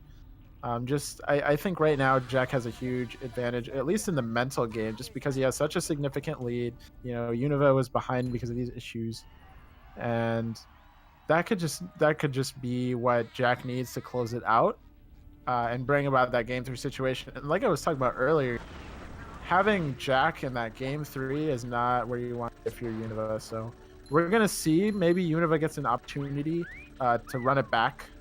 But right now, Jackalacka looking pretty good, and if he keeps it that way, we're going to see a game 3. Strap in, folks. This is going to be a long one.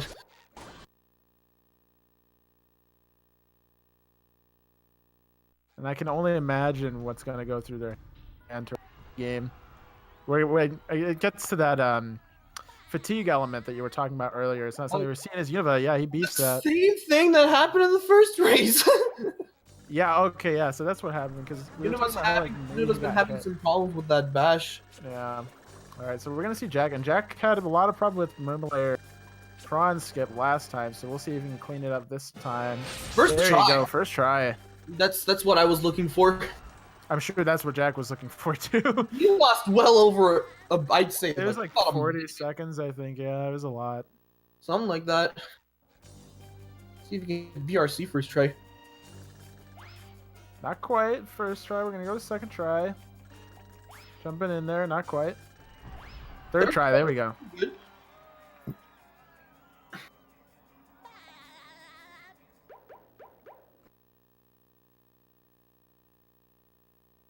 All right. So here we go. We're going to see Univa. Now he's going to just skip.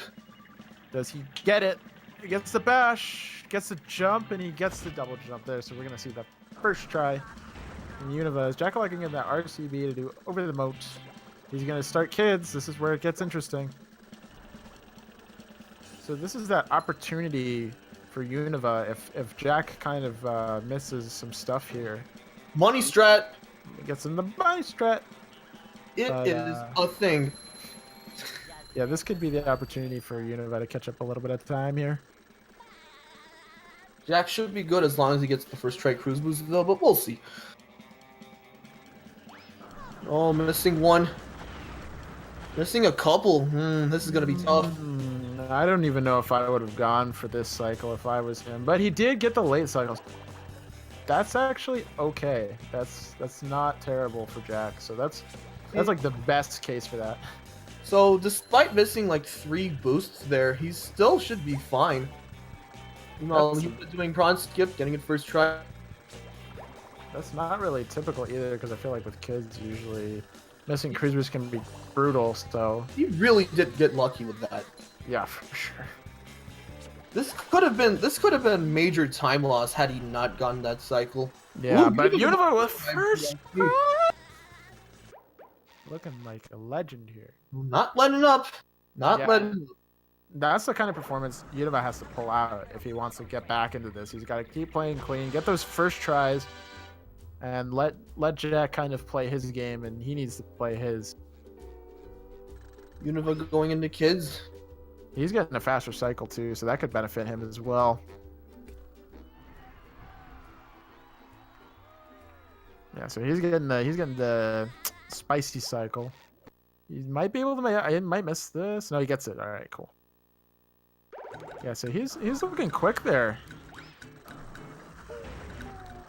But Jack with the RCB as well. Jack loves going for those RCBs. I've seen him with he's gone for a lot of those. Univa has to throw out the bowling ball.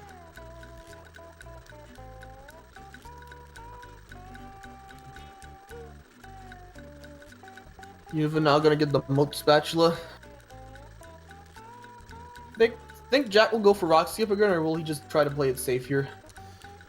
I think at this point in the race, I would incline to think that Jack is just gonna go play it safe. You know, he had some trouble with rock skip in the last race, and even though his confidence might be higher in this race, rock skip is still just a hard trick that isn't really necessary to go for. So I think he's just gonna end up saying, you know what, I don't need this. He doesn't need to go for it. Well, he'll go for it though. Oh, he's doing it! Oh my god, the absolute he gets the single jump. And well, let's see if it doesn't. Let's see if his controller doesn't eat his input this time. And this is it. This is the level of confidence that is scary for Univa. So this is the Jack that Univa needs to fear. This is the Jack that takes the comeback, game 3, race 3. You know, it goes for the crabs boost. This is the Jack that you are afraid of if you're Univa. This is peak performance Jack right here. It's really great to see, especially after that first race. Yeah, this is really setting up to be an interesting race 3. Yeah, I think nothing else major happens here. Yeah, I think the great thing is that race 3 will really just be the ultimate culmination of all of these factors. You know, both of the runners will be warm. They'll be in the right mindset for the game in terms of being warm. But now we're gonna see them. Well, Jack going for the wall jump turn. Yeah, that was interesting. I haven't seen anyone go for that yet. So he's just pulling out all the stops right now. You know, I wonder. Whoop, that was sketch. Anyway, I wonder if like he hasn't really like paying attention to the stream at all. Maybe he still thinks he's like behind by a lot, so he's like going for all these strats because he's trying to make up time.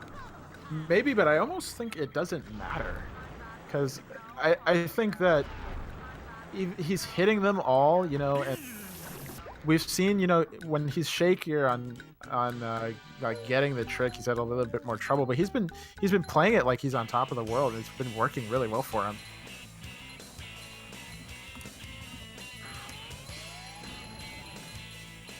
Is he early to the sock? No, he's looking good. He's gonna go into the next segment here. We're gonna finish up Jelly and go into Kelp Forest. Actually, he might just switch to the other side. This is interesting. 3,800 shinies. Both of these guys have so many shiny. Okay, so I think they did both. You're just struggling with the cruise boost. You know what? I think you're right. I think they both had to do Sand Mountain twice, just looking at the shiny count. Actually, maybe more than twice, because he's at 46. Univa might have done it 3 times. That's crazy. That's like... And I think that breaks it down. It has to have been issues in Sand Mountain just based on the shiny count. That's an interesting observation that we didn't get to make earlier that we can add now. That gives so much context, you know. It was actually just issues in Sand Mountain that we didn't get to see are going to end up adding up for him. I think, again, like that's what is happening with this high pressure situation. Like, both these guys having mistakes in Sand Mountain, which is traditionally known to just be like a segment where runners just it's a throwaway segment. It's this is easy. I might lose a couple seconds to getting hit by a chuck or waiting, but that's the kind of thing that can go wrong in this kind of best of 3 environment where both these guys are going to end up starting to get fatigued. I think it's going to come into play big time in the next set. Not just like maybe physical fatigue. Starting to get a little bit later in the night, but having to do 3 more reset runs in a row this late in the day is... Yeah, especially with everything that's happened. Jackalacka really struggling in the first race, and then Univa having issues with his stream as well as the Sand Mountain deaths. There's a lot going to be taking a toll on them mentally. So I really think that this third race, if it happens, because again, Jack has a lead right now, but Univa is not so far behind that it is unreasonable for us to see a comeback. This is about where Univa was. Sorry, it's a little less, I think, than where Univa in the last race at a similar point. So we could see Univa would come back, but if there is a race 3 with Jack, because it's looking like that's going to happen. I think it's a possibility. I think that race 3 is really going to be a really strong, really awesome test of just how gritty these guys are, how bad they want to go into this. How bad do they want to win this? I'm looking forward to it. I think it's going to be good. Univa slightly misses the taxi skip.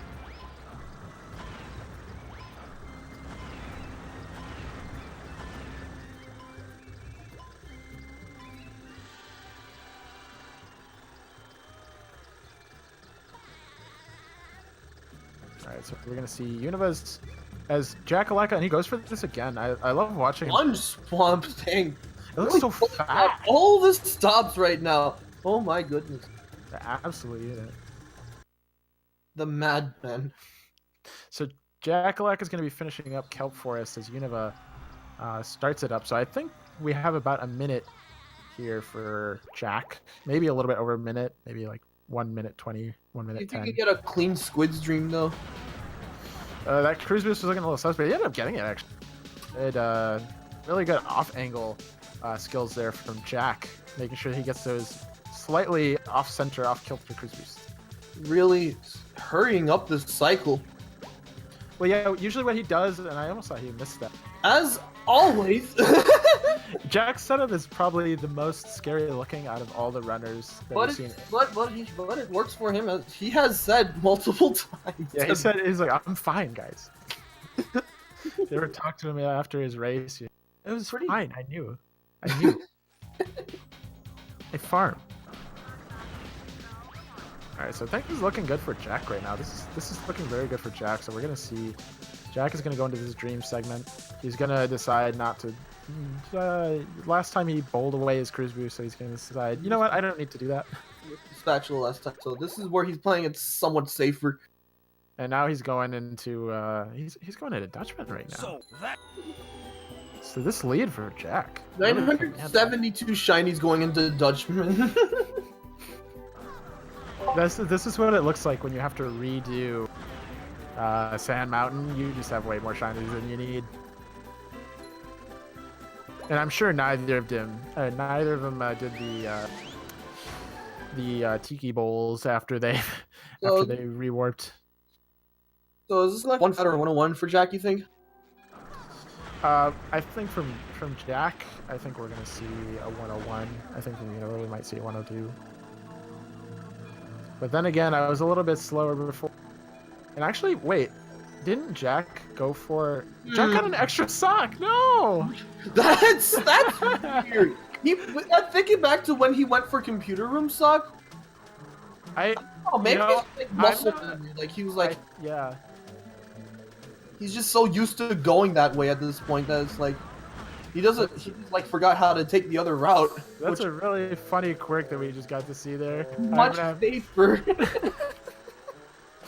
What was the point of going for computers? I'm sure he's laughing at. That's pretty funny there from Jack. We're gonna see he's gonna finish up this Graveyard Lake segment. Is Univa still on Dream 2? So really, really commanding lead here for Jack. As he's got the oil slick. Almost slips off. This might be weird for him, but he gets it. Okay. So he's fine. So this, I would expect the third race to be very close, honestly. Yeah, for sure. So just to recap for everyone that might be basically what has happened is that Univa had some internet issues, so we missed this, but we're not sure for now. We're not certain, rather, but we made some inferences based on his huge shiny count that he had some issues in Sand Mountain while his stream was cut out. Which, Sand Mountain is pretty much the only reasonable explanation for how many shinies he has, just because having to redo Sand Mountain, and you end up having to get so many extra shinies because you do the same route. You're right. Sand Mountain is one of the biggest shiny generators. So that's our theory, which means that he must have had to restart. It does not look like once, but twice, as Jack also restarted, but he also had less shinies than Univa and redoing it once. So we're thinking that Univa died twice as he cut out. So right now we have this race going on, and it's looking like Jack's going to take it. You know, Univa finishing up Graveyard, like he's not terribly far behind, but as long as Jack can keep this clean and close it out, it looks like race 2 is going to go for Jack. Crazy plot twist, man. I mean, I honestly don't expect the race between these guys to go any other way. Just all kinds of crazy trades, all kinds of interesting situations that are going to end up popping up with these guys in a best of 3. And this is the first best of 3 they've played for the whole tournament, so it's a completely different environment, not only for them but for us as commentators, for the viewers. It's a lot more. I'm sure there's a lot of components that the runners haven't had to experience that they're getting to experience right now.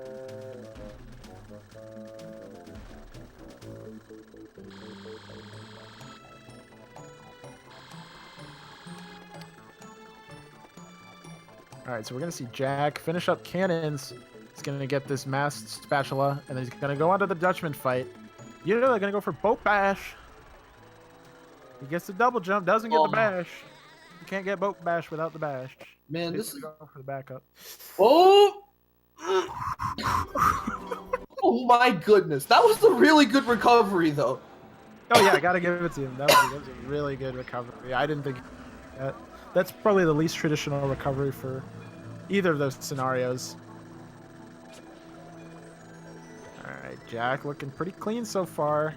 Going for the poles. If I'm gonna be completely honest here, I have, like, for both of these guys, I just haven't seen them like have runs that have had these many mistakes in them. I just think the nerves are just really that high right now.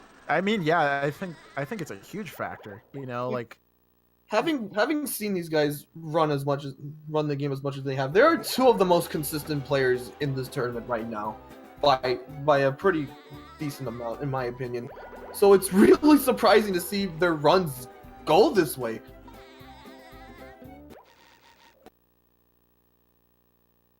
Yeah, and I just think I think it's even funnier just because we didn't get to see Univa's mistakes and what we're assuming again to be Sand Mountain just based on the shiny count after stream cut off. So I just think it's interesting how both these guys had trouble on Sand Mountain of all places, and that might end up making a difference, especially because Univa is behind like a minute right now or more, like about a minute. So that means that, you know, even though Jack messed up on Sand Mountain, he somehow messed up harder.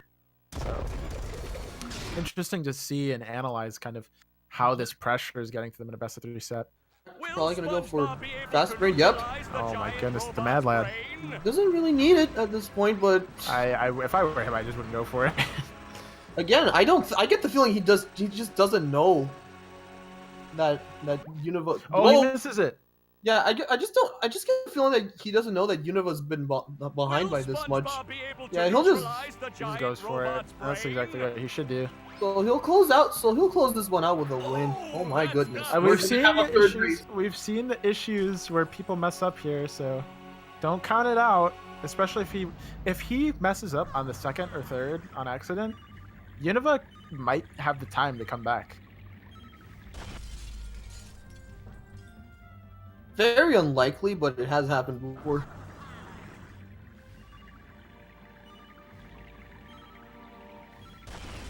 So Jack's probably finished with like a low 102. Yeah, it's looking like a 102. He's probably gonna get a 1. If Univa doesn't get fast brain, he'll probably get a 103. 102.10. See, oh my god. All right, so 102, 10 from Dragon. That makes this 1-1. Univa missing. Oh, he missed the trigger. Oh my. And he got the sus animation there too. So All right, we're gonna have a third race. What's going on? Okay, guys, I know runners are supposed to be deaf, but what just happened? Like, what? Did that even count as a race? yes, Yeah. it did. Yeah, it That did. counted. Will Like, SpongeBob that's be so able to unfair. neutralize the giant robot I feel like he brain? really deserves well, to win we on can't this tell one. you too much, but suffice to say you didn't win because of the issues. I'm pretty like Judge. We can't say why, but you didn't lose because of the internet issue. Or you didn't win because of the issues. Okay, I was under that impression. No, no. So Well, that's get it. ready.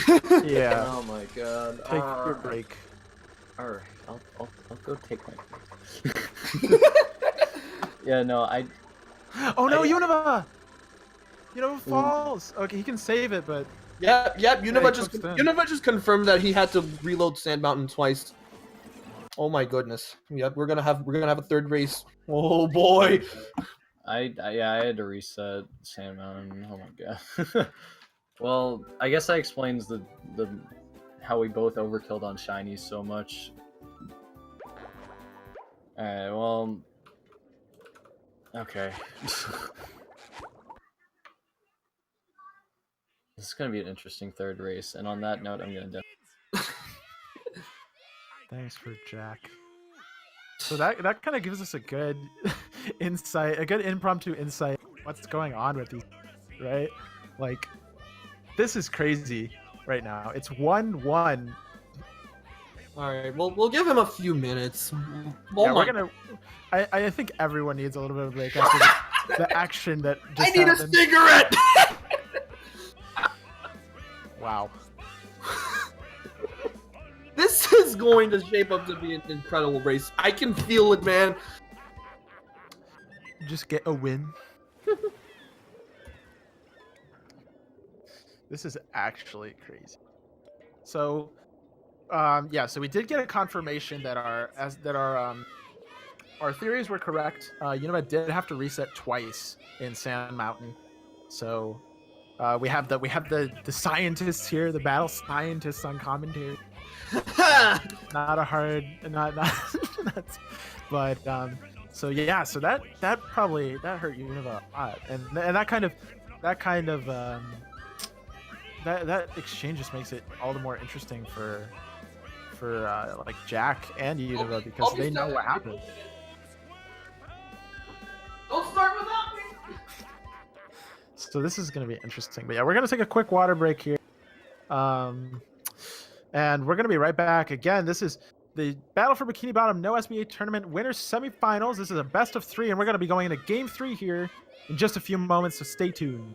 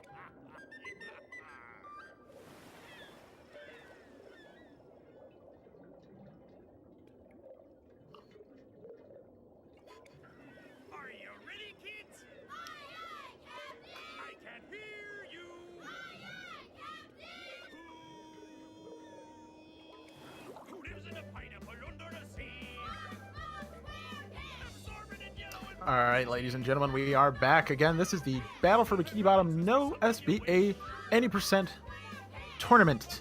We're in winners semifinals here with best of 3. We have Jackalacka versus Univa, both at 1-1 after a really crazy game 2. Let's see how this shapes up. We have both of the runners at the start screen, and I gotta say, game 2, absolutely wild. I have to agree on this one. And this, again, this is really scary now for Univa because, like I was saying, I honestly think that confident game 3 Jack is really scary. Like, if we saw both of their play, you know, they both ended up around where they were actually, but I think in this game they're gonna see the same kind of stuff come up. They're gonna have the same game plans, but it's just gonna be really refined, except for the fact that both of these guys now are going to be really susceptible to the fatigue that's going to be coming in this kind of best of 3 format. You know, this is their 3rd race in the last 3 hours, which is not something that any of the runners... Jack missed the shiny again! And that's it's coming into play, dude. Every single mistake matters now. Who wants it more, man? Who wants it more? Who's going to go to the grand finals? All right, both these guys mixing Pino. I really think, you know, this is going to be a really good one to watch, especially because this one for sure we're going to get the chance to just see these guys go at it. It's going to be really gritty, really scrappy for both of these guys, just to make sure I anticipate seeing all of the stops pulled out. You know, we're going to see some swag strats, we're going to see some RCBs, we're going to see all the good stuff as both of these guys vying for this top spot in the grand finals.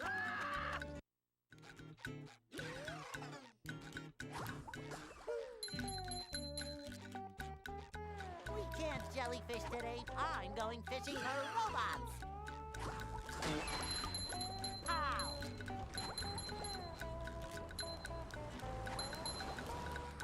Oh my gosh. All right. Let's see how hammer skip goes for both of these guys, because they both have some trouble with it at least in both of the races so far. Yeah, I mean, game 2, we even saw Jack mess up the bash strat, which is supposed to be insanely consistent. So. Yeah, seeing that not work is very rare.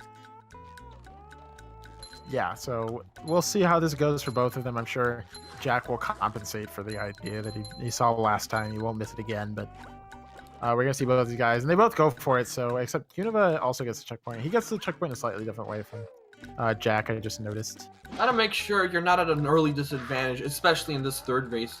Jack going for the bash should have worked. And he gets a 1 frame. Dang. So he's gonna take a lead on Univa here. Not to mention, he also killed the hammer bot. So that worked out. Not only just getting the 1 frame, but also getting a few extra shinies. Yeah. Alright, so we're looking at around like 5 seconds here, I think, for Univa versus Jack. Yeah, we're looking at a 5.5 second difference here between the two going into Pat's hammer. So let's see how this goes for them. Again, this is one of those tricks where you do not want to miss this. So Pat's hammer has worked pretty well for both of these guys, but anything can happen in this race, man. Yeah, I mean, we've already seen, you know, both of these guys struggling on Sand Mountain. If we see them with this could be a big tipping point in the balance between the two runners. Jack's gonna set it up. He does it. Right? See how Univa does? Also, And he gets it. Getting it first try. All right, here we go, boys. And we have a race, ladies and gentlemen. I feel like it's different in this game 3 because right now it feels like every trick, every single bit of movement matters to the extreme as both these guys vying for this spot in grands. Like normally in any other situation, it just seems like almost a formality for these guys to like kind of go through their motions and get through Jellyfish. Because it's like, oh, these guys have done it so many times, there's no way they can mess it up. And even if they do mess it up, it's not going to be that much of a difference because, again, it's too early, but like, oh my goodness, I just... It's a big deal.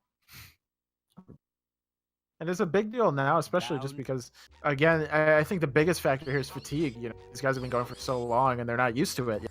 So I actually think that will give both of them an advantage when they do get to play later on. I think this is gonna be very close. Just like because those guys already have like one advantage of having the 2 no resets under their belt already is like they already know what they have to clean up, like just in its entirety. Also, interesting way that the sync hit that sticky. Yeah, sometimes that happens really. It's like unlucky sync almost, except you don't get hit by it. So that's kind of unfortunate for Jack. He's going to be a little bit lower on shinies, I think, but it looks like he's even with Univa, so... Yeah, Univa probably did get a little helped out there from killing that hammer bot. Yeah. Every little thing matters. Alright, so as we go into this rooftop segment, Sea Needle. As we go into the Sea Needle segment, again, it's gonna get even spicier because now these guys. This is the definition of a trick where this is the mundane segment, except for in this situation where both of these guys have been doing it 3 times. We've seen some mistakes here and there. It's actually how Jackalacka took the lead early on in the last game. So again, it's one of those things that can really shake up the outcome of this race. Number one in the Bikini Bottom scavenger hunt. 3 years And running. you see the hot sauce skip from Jackalacka, and then coming up we got Univa going for it too. Just a way to optimize. You have to take damage in order to step on that G-Love enemy bot with lots of hands. So because then he does an animation where he lets you jump on him. So How many hands does that thing have again? I completely forgot. I think it's around 8, maybe 10. If I remember my lore. Octobot. Yeah, basically. If I remember my lore correctly. 6-minute entrance for Jack and the Sea Needle. Univa gonna enter at 6:07. Yeah, so we're looking at a 7-second lead for Jack, but again, we're in Sea Needle. All of that can change with just a little bit of miscalculation on the part of the runners. Ultimate wedgie experience. Clean tower ones for both of these guys. Whoa. Go on the second stack. Ooh, almost getting hit by the Tartarbot there, actually. Oh, Jack not gonna be able to get the 1 cycle, but Does it get the 2 cycle? he should still be on cycle though. Should still be okay, especially... That's pretty much the same as getting like all Yeah. the first 3 and not getting the last one. So Yeah, we'll get a good handle on it right now. whoa! All right, he might be behind cycle now because he had to Yeah. kind of avoid that chuck there. Yeah. Kind of unfortunate there. We'll see how this goes. Yeah, so he's behind cycle now, and now you can see why none of us want to be off cycle. It is just so weird to get that. Univa's going to be like finished way sooner than Jack is going to be. Jack having a little bit of difficulty hitting these The infinite TPs. dive. Oh, it doesn't hit the Thunder TP on that Get one. in the That's hitbox. it on the way up. So Oh, Jack now. Wasn't sure that he got all of those TPs. Well, now Univa's ahead again. Yeah, so now Univa gonna go ahead with around 10-second lead. Yep. So this is exactly what we're talking about. That having trouble with that cycle, it just ripple effects. There's another 10 one. seconds is 10 seconds again, still negligible, but it could be the difference in the end of the day. I mean, the way these guys have been trading, I would not be surprised to see to see everything come down to 10 minutes or 10 seconds in Sea Needle. Flying squirrel coming through. There's another one.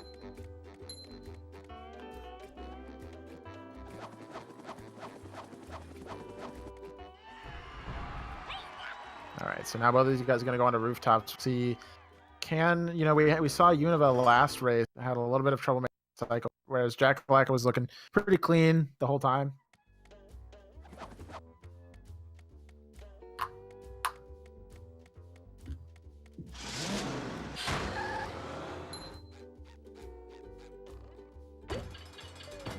All right, so we have Univa going up for the first spat of this rooftop segment. Jackalacka are gonna do the same. Again, keep in mind for both of these guys, they're looking to make those subtle movements, ace the subtleties of this segment so that they can make that cycle. As we saw, you know, Univa lost a whole 6 seconds, which is over half of the lead that he has right now. So really has to play clean in order to keep the lead that he's got, or Jackalacka is going to be right on his heels.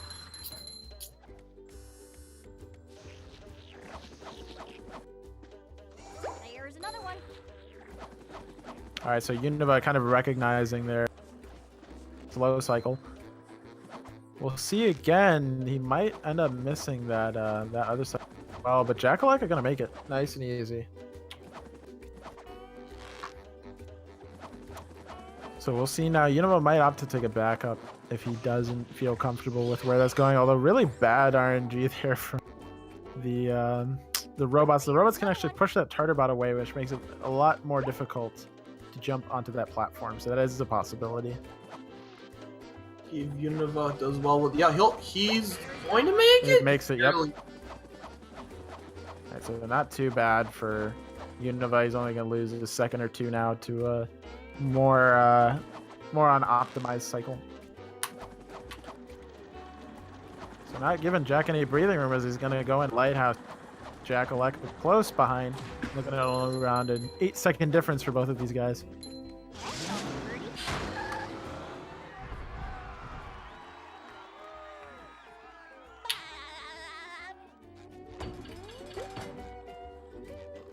So here we go. We got Jack getting the spatula as Univa goes in. Univa not pressing the B button this time. Oh, he gets hit by the robot though. That'll give Jackalacka a little bit of a. Jack makes sure that he knows where he's that he's close enough to the duplicated Tron that he can hit it. Yeah.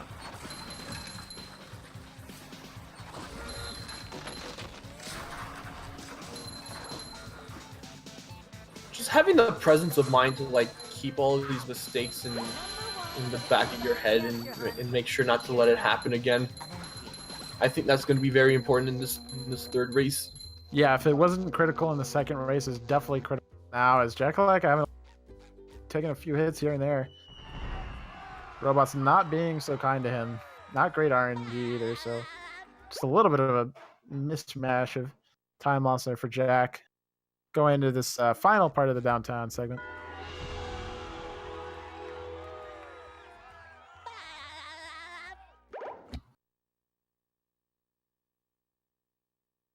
All right, so Univa's going to go ahead and warp back to Bikini Bottom. He's going to go into Squid's Tiki to pay Squidward a visit. As Jackalacka finishes up, he's going to do the same.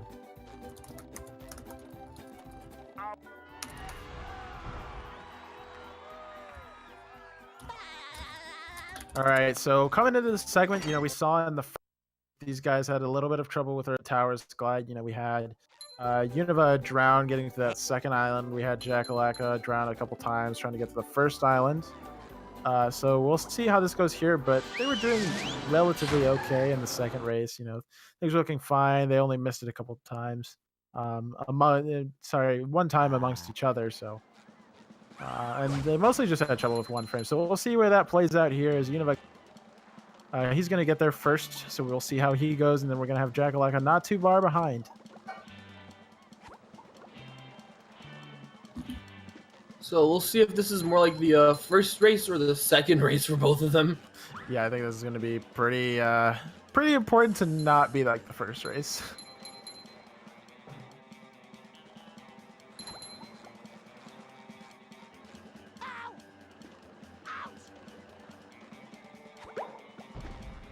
All right, so here we go. We got Univa with a pretty solid setup there for the one frame. We got early towers glide coming up. Like you'll Looks get it. like you'll get it, yeah. Jack not quite getting the one frame first try, but he'll get it second try.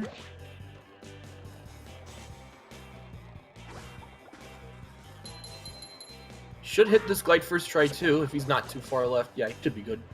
Should be good as Univa gets that hit to the island just fine, and looks like he's going to head into pier as Jackalacka sets up. Oh, no speed. He Yeah, did not get enough momentum on that. I'm glad he didn't go for it because I've seen, you know, we've seen a couple people kind of go for it. All right, so pretty good for both of these guys. You know, Jackalacka still a little bit behind, but no more so than he was at the beginning of the segment.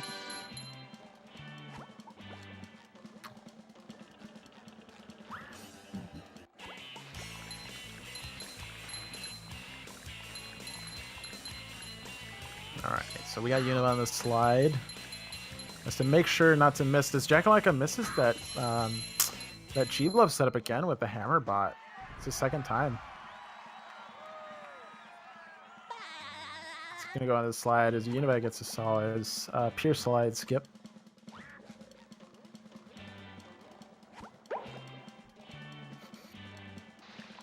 All right, so both of these guys getting the shinies that they're gonna need. Slime coming up for Univa. All right.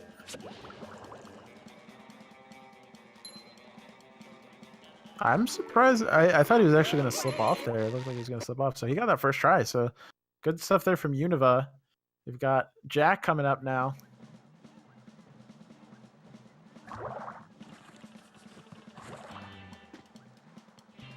See if Jack can get a first try. Yep. He does it. All right. So what are you thinking about these guys going into Poseidon? What do you think we're looking at? They'll probably see. I'm not smart. I'm not that smart when it comes to like Poseidon exits, but they'll get sub 21s. I feel both of these guys I think are doing better than they were in their previous runs. So just in general. Yeah, I think earlier in this, you know, they both exited around 17, so it looks like they're gonna be exiting around like 1640, 1650. Maybe Jack might be a little bit behind, but Univa at least. This looks like I'd say a 20-second difference right now. Yeah.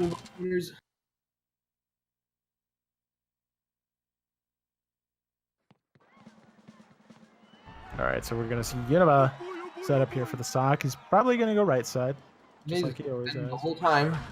Yep.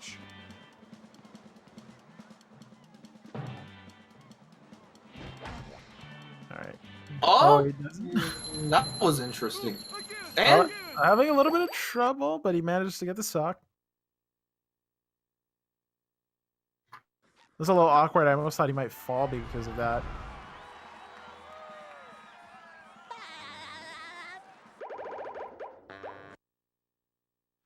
so Univa exiting at 1636. Jack saved a little bit of time there.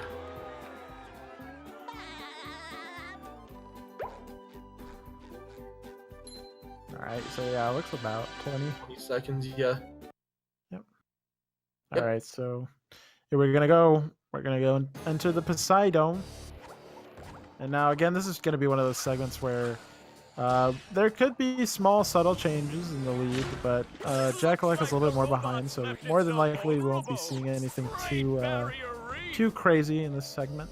We're mostly just gonna look at, you know, and I think based on the performance of both these guys, yeah, we're definitely going to see those sub 21s, which is better than what we've seen from them in the last two races. So it seems like they've found a groove, which is impressive from both these guys considering how long they've been playing. They've been able to use the last two races as a de-rust, you know, as opposed to being worn out from competing.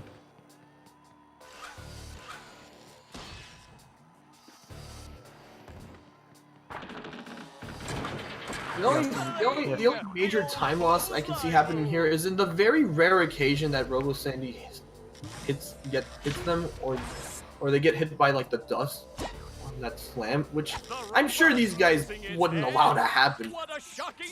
Yeah, getting hit is more of like an unfortunate. Like if they're really tired, for the most part, we're okay.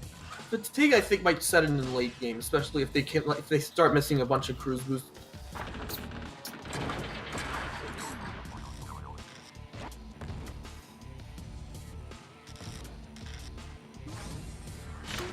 So just a reminder about the structure here. We're in this. We're on game 3, and we have Univa and Jack in the finals, and in the losers quarters right now we've got Tower and Ringo, and the winner of that is going to face Pixel in losers semis, and the winner of losers semis is going to go on to face the loser of this. All of those matches will be best of 1, except for losers finals and grands. Up we go! Wow, I've never seen such an electrifying match.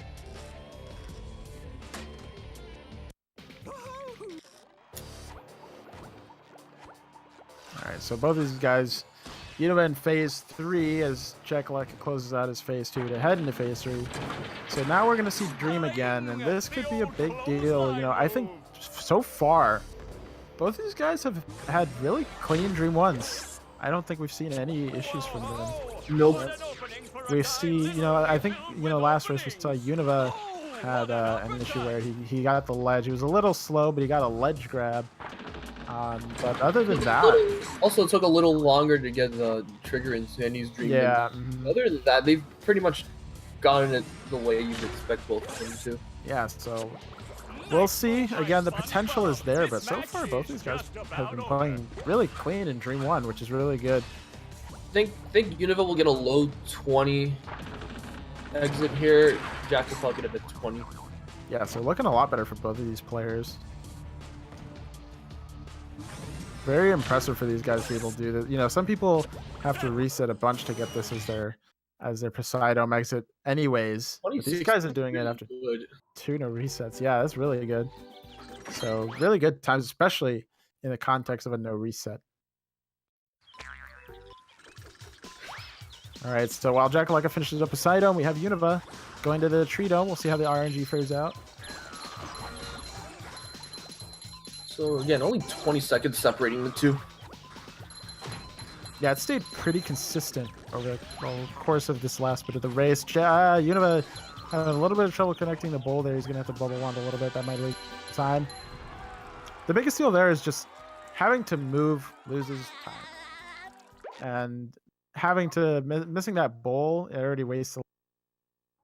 You know, that might give Jack a few seconds on Univa here, especially if he hits the bowl, which he does. He's been pretty consistent about that, too.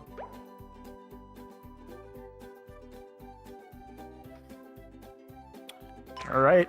This is a note. I'm pretty sure Univa's acting on PB pace early on. Do you think he's going to PB in this race?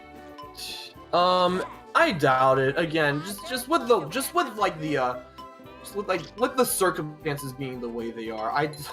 Okay, ledge grab, interesting, but no, but like, I mean, if these guys played really well, I wouldn't be surprised if both of them PB'd, but at the same time, it's gonna be like really tough because, again, just the circumstances of this race, the nerves are just so high that there are going to be mistakes made. I'd be surprised if either of these guys came out of this race relatively unscathed.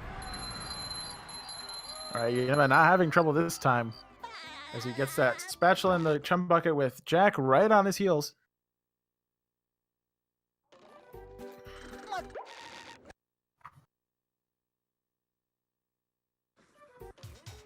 Maybe the reason both of these guys are just playing better, again, just like being like the third no reset, like, again, fatigue might set in, but I think they just know what to do now at this point. Yeah, it's been enough. They've had enough matches where it's just time. They're just okay. They're doing a lot of stuff, and Dream 1 is kind of the culmination of that. You know, we've been talking about how Dream 1 is where the autopilot comes to live, because if you think about too much about those really difficult tricks, it ends up actually being worse for you. So, Yep. Yeah, so Jack got some really sus RNG there. Very unfortunate.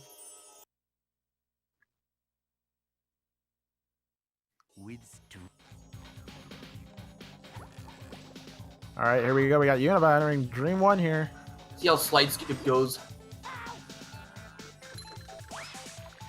Gets the speed boost there from the bubble bowl. Is probably going to get him the early cycle. And it does. Doesn't even take damage. Gets a ledge grab, though. Ledge grabs are starting to get a little interesting in this race. Yeah, if Univa keeps grabbing the ledge like that, honestly, it could add up to a few seconds here and there for Jack. Univa gonna go for oil skip. Jack's gonna probably head to Sandy's Dream. Yeah, that's kind of been the modus operandi for Jack, is he's kind of gone into Sandy while Univa does oil skip. Probably wants to get oil skip out of the way, but he's getting it out of the way all right with a really clean setup.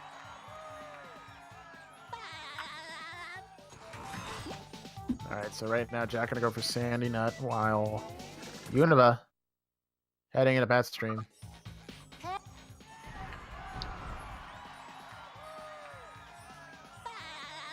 All right, so we have Jack, and Jack usually doesn't spend too much time. You know, we've seen Univa be a little bit careful with that trigger. I think he's been a little bit more unfamiliar with it, but Jack has just been going for it.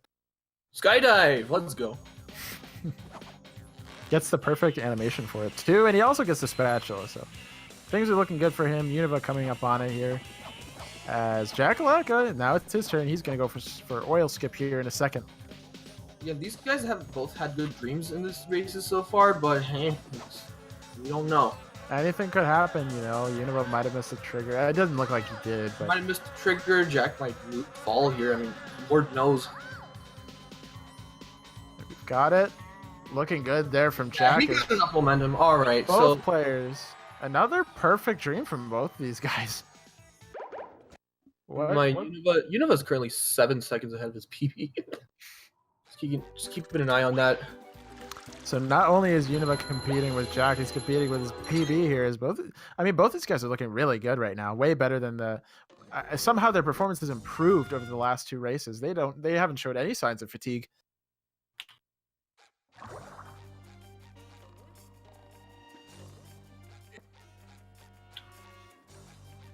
All right, going into Murmelayer. Univa gets the 1 frame He got double the one jumps. frame, but he rushed the jump. Yeah. That's Honestly, one thing. He was not expecting it. Yeah, you kind of have to just no fear, you know, just tap it.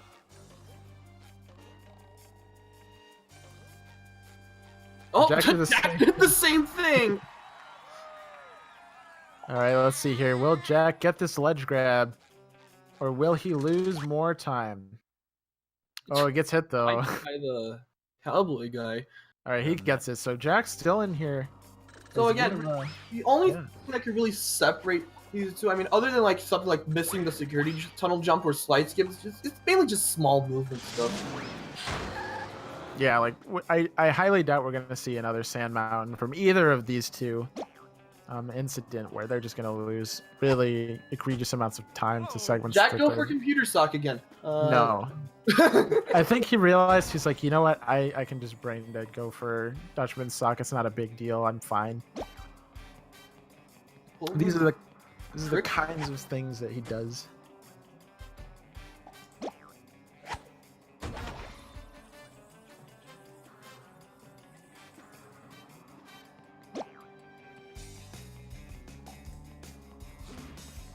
So yeah, hopefully we don't see Jack die in Sand Mountain, and then hopefully we don't see Univa die twice in Sand Hopefully Mountain. we don't see any more internet problems from either of them. I think we'll be okay as both these guys are going to start up funnel machines. We have Univa. Well, yeah, Univa's grabbing it. Not funnel machines. That was a sus throw. Oh no. Oh no. Oh, Jack's going to have to redo all of that. Yeah, that's the thing with being you can't be too close. Oh, that's going to be a good amount of time lost there for Jack. Well, this pushes Univa ahead. Yeah, so now we're probably looking at more like 40 seconds for Univa. Again, still really close, and I mean, we've seen the capacity for major mistakes from both these players is there. We've seen it happen, you know, and we saw it happen in Sand Mountain of all places. So with the pressure on like it is right now, anything could happen.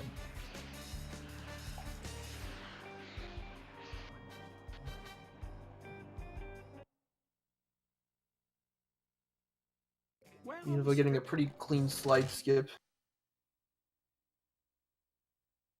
Nice. Things looking good for Univa. Now it's Jack's turn.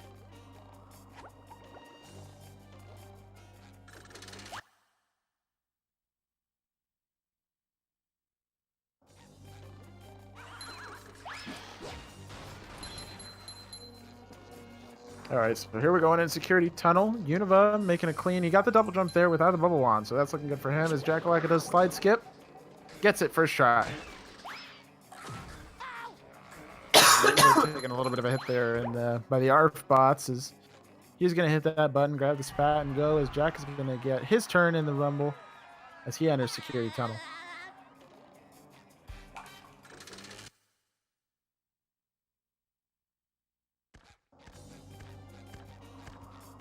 All right, here we go with Jack. Goes for the jump, gets it nice and clean, gets it.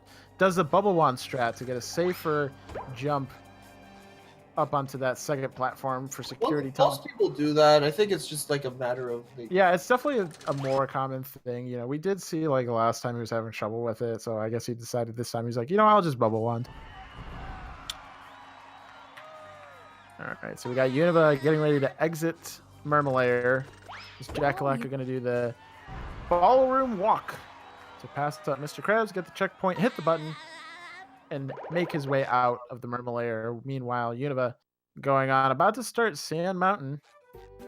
Again, not anticipating any issues here from either of the runners. I think after their mishaps last time, we've kind of seen they're not getting fatigued. They're learning from their mistakes in the last races. We're probably going to see some adaptation from both of them. We should not encounter any issues in Sand Mountain.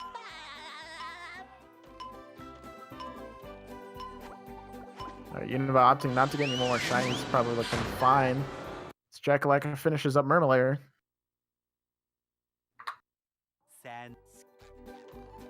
Well, I really hope neither of these guys fall.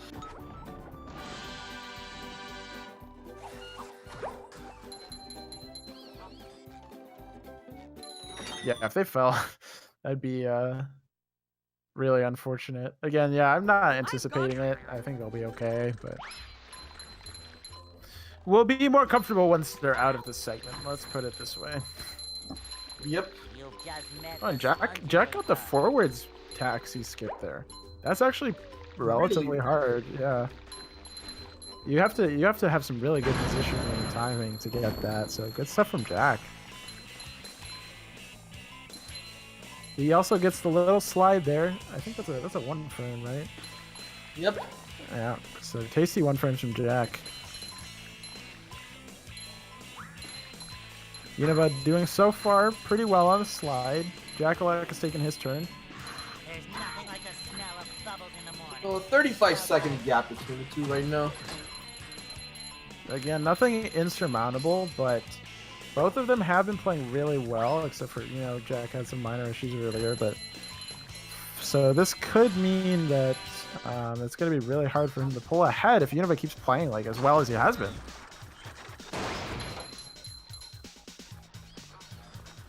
Hopefully Jack can make it down the slide.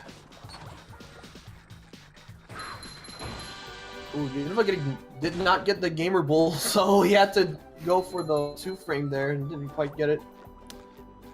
Gamer bowl. Alright, we're gonna see Jack. Jack almost hit the ice there actually, but he managed to pick it up, pull it out as he's gonna go for this segment up here. Good thing neither of them had to reload. Yeah, for sure. I mean, we could still see one of them die. You never know. It's possible. There's nothing like the smell Jack of playing it bubbles in safe the there. morning. He's gonna go for the 2 frame as well. He does not get it. A little bit early.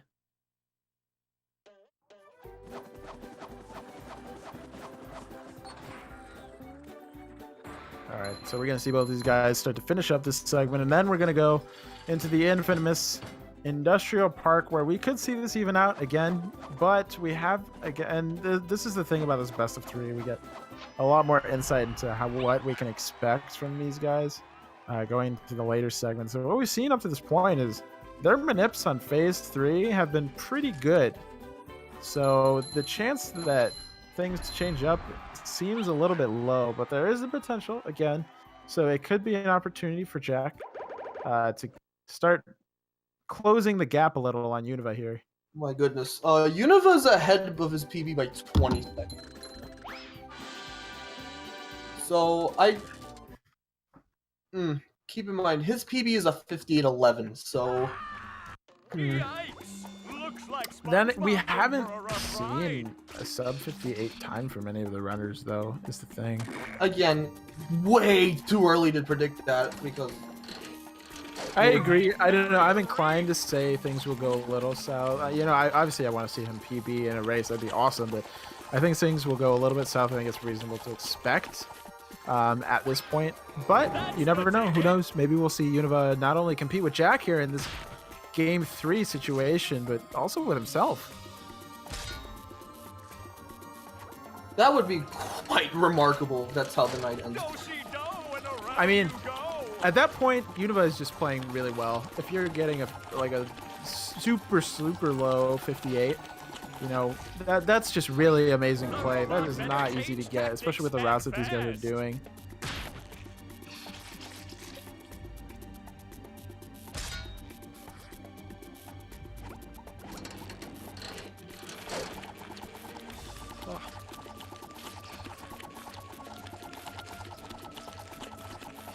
They've actually got, yeah, so like you're saying, you know, Univa has a pretty good pace going, and Jack is doing pretty well as well. We're going to see Univa going to phase 2. Jackalacka still finishing out that phase 1. He's got his second hit coming up here. We'll see how this goes for them as they start to enter phase 3.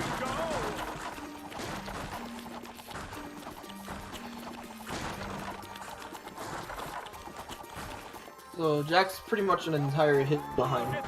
The robot's made himself dizzy. That hot goo Hitting would a melt half, I would say. anything. Yeah, just about.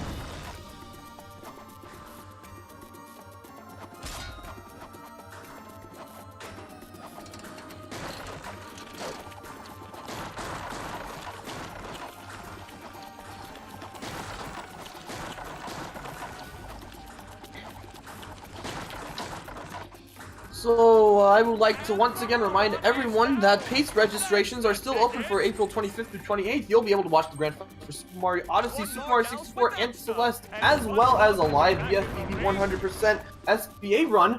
Type ! Tickets in the chat for more info.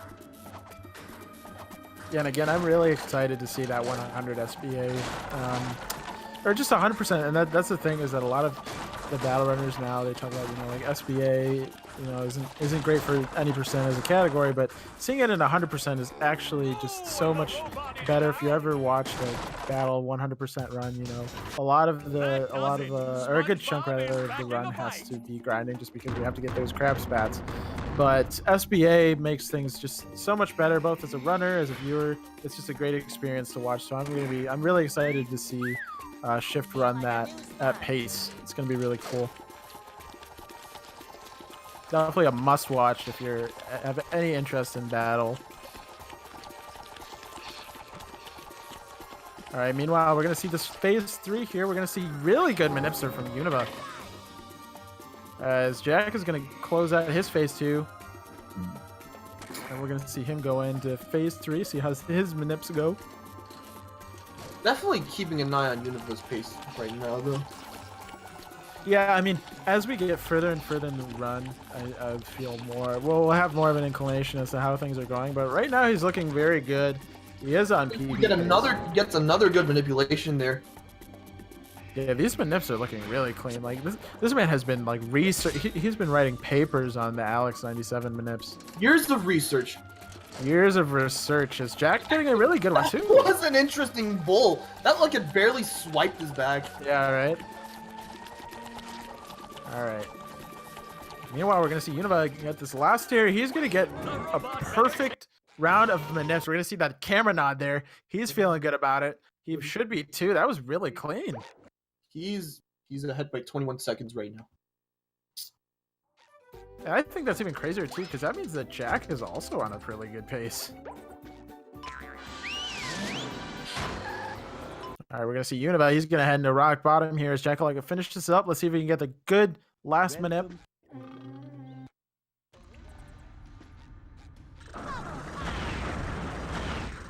He's doing it. Univa gets that. Well, okay, that's pretty good. That's really good. So both of those guys having really good Manips there on that phase 3 fight.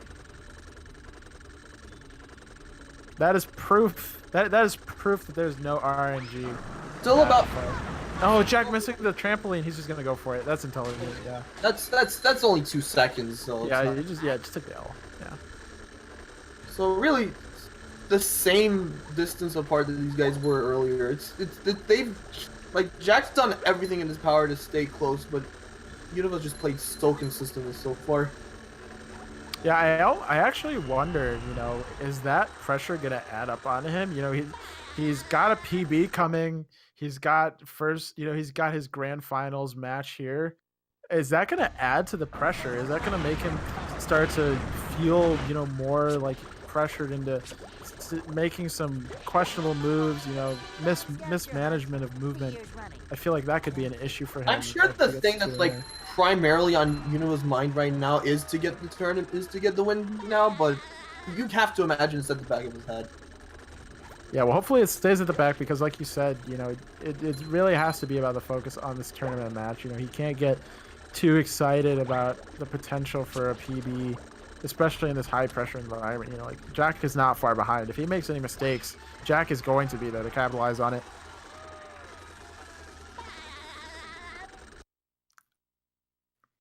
All right, now, Univa going into museum. This could be a segment for him where things start to go wrong. He has messed up the bash here sometime. Yeah, so we could see, or who knows, maybe he's going to look even cleaner and get just another really hard segment under his belt. Perfectly fine. Well, he made the cycle. Made the cycle. Let's see, can he get the cruise boost for this shot? Almost, but doesn't lose time if you missed that cruise boost. Other than, you know, having the cruise boost again, I guess. Alright, not hitting his head that time. Meanwhile, Jack about to enter right on his heels. Yeah, and I think that's the scariest thing for Univa right now, is Jack is not showing any signs of letting up, just like Univa is not showing any signs of slowing down. These are really good runs for both of these guys right now. Alright, we got Jack missing his first cruise boost. If he gets the next one, he could be okay. Let's see if he makes his cycle here. It's gonna have to be quick. Makes the jump. He's got it. He gets it. We're going to see him make a little bit of time just because he goes for that RCB. And he's been pretty consistent about it, too. So that saves him a little bit of time over Univa. Not much, but a little bit. A little bit constant. He's trying to really just dig his heels in, trying to catch up to Univa here. Oh, no. And he gets hit by the laser. That's actually not too bad. He got the one frame, so that's not that much time. Yeah, that's not too bad. That's a really good recovery there from Jack, just to save a little bit more time. That's only like a few seconds at the end of the game. All right, meanwhile, let's not miss this, as Univa's going to go for Sleepy Skip. Gets the bash, and he gets the double jump. Oh my goodness. Univa just looking insane amounts of consistent right now. And Jack is still on his heels. He's about to go for the same thing.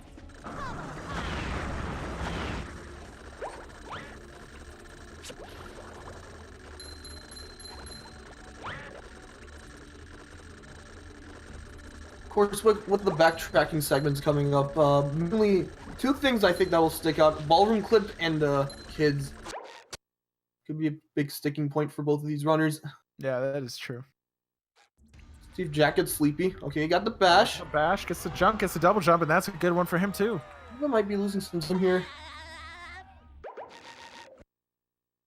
So just to get people a little bit of perspective, right now Univa's PB is a 58.11. He's been looking really good. If he keeps this up, he could be in position for a 4th place spot on the boards to bop Tower TV's 57.43. He's currently 18 seconds ahead of his PB right now. That's still pretty decent. Yeah, that's still on pace for a high 57, so right on Tower's heels. Univa kind of messing up BRC, getting its second try though. Yeah, not too bad. That does give Jack a little bit of time. Gives him one more one frame. One frame counts. He'll go for BRC first, which is interesting because he's been going through Prawn's tip first most of this run. Not first try, not second try. Gets a third try though. Pretty good though. Meanwhile, Univa going in is getting the first try cruise boost. Yeah, I think they've been going for the hard stuff first. They don't want to have to think about what if I miss kids, what if I miss BRC, what happens. Meanwhile, let's see how Prawn goes for Jack because he had a lot of trouble getting that trigger in the first race. Got it first try in the second one, but still. Yeah, I think the problem is that he might get too hard ahead, but he doesn't. And he gets it first try. So he's cleaned that up pretty well. Yeah, I'm glad. It's definitely just one of those things where he got in that mindset. He's like, it's weird to shake.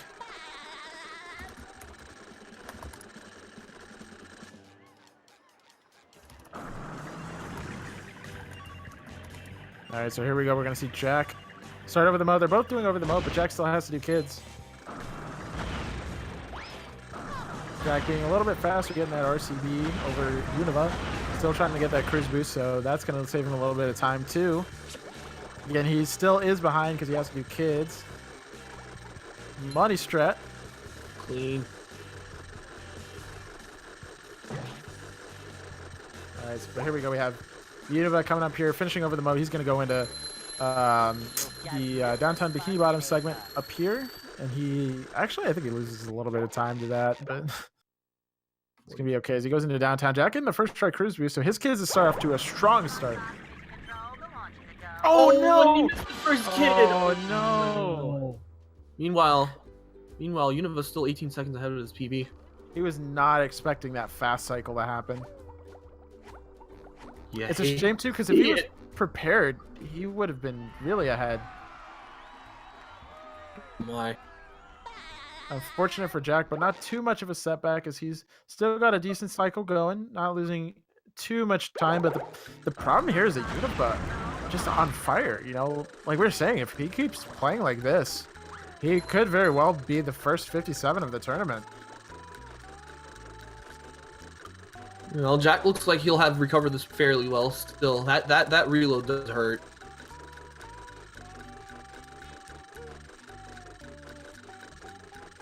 So here we go. We got Jackalacka going into downtown Bikini Bottom is Univa. He's going to head up here. I think he's going to go for rock skip. As he usually does. And again, with the presence of mind of knowing that he's PB pace, I think he knows that he kind of has to go for it too. Yeah. Again, though, my worry is that this is going to turn too high pressure for him. You know, like it's a lot. And don't get me wrong. If there's anyone I think that can handle the situation, is he goes for it, gets it first try. Every time. But yeah, if there's anyone that can handle the situation, it's Univa. But just the added pressure of, you know, trying to stay in the race while still, you know, now you're like, oh my God, am I going to PB? You know, it's a lot, you know, but. Oh no, Jack! Oh, missed no.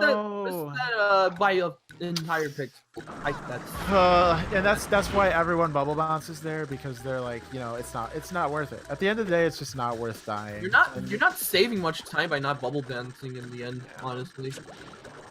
If you're consistent with it, if you've got it down pat, yeah, but in this race environment, that's not something he can afford, you know?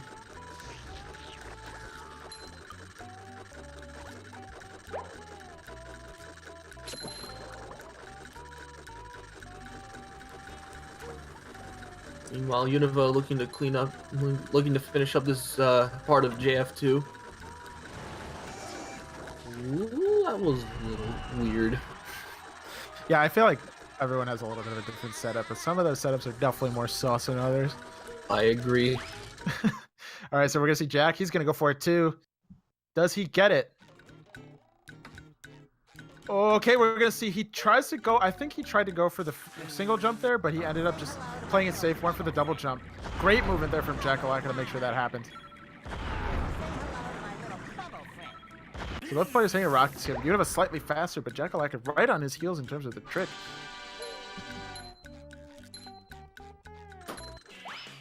Alright, Jack opting not to go for Crab's Boost. Does get a ledge grab too, but he's going to get an RCB there, so not too bad. Univa looking good enough on shinies here. Yep. Yeah, he'll be even without this. He'll still have the purple shiny in Squid's Dream anyway, so it doesn't matter. Exactly. So he's fine.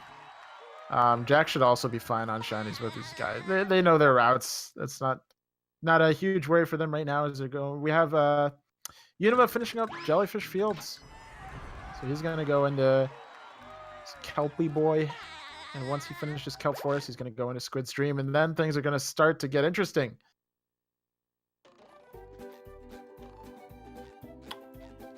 Alright, time for Kelpie's Forest. I gotta say, I hope we don't see like those weird, you know, from the episode, there were like a lot of weird, like Squidward, like elephant looking things. Those were kind of kind of sus. Those are kind of I feel like they'd be good, like good characters to cruise boost off of though. Univa. Oh, Leaf Strat first try. Let's go. Leaf Strat. And meanwhile, Jackalacka, I gotta say, I think that Jackalacka had some really good execution on that jellyfish fight. Definitely one of the harder boss fights in the game. So good stuff there from Jack. Neutral carrot. First try kelp vine skip from Univa. Yeah, and this is the thing, is that Univa is just showing no signs of letting up with this pace. He is having a really good run. He is having the run of his life right now. And even though, like, honestly, Jack has been playing really well too, but the thing is, like, Univa has just been playing out of his mind. Still 18 seconds ahead of his PB, by the way. Univa. So the trick here is Univa cannot look at these splits. If he's looking at his splits, he's gonna have a bad time. This is a high pressure situation for both of these guys. Jack has to keep performing, hoping that Univa gives him some slack that he needs, and Univa has to make sure that the pressure doesn't get to him, so he doesn't give Jack that opportunity.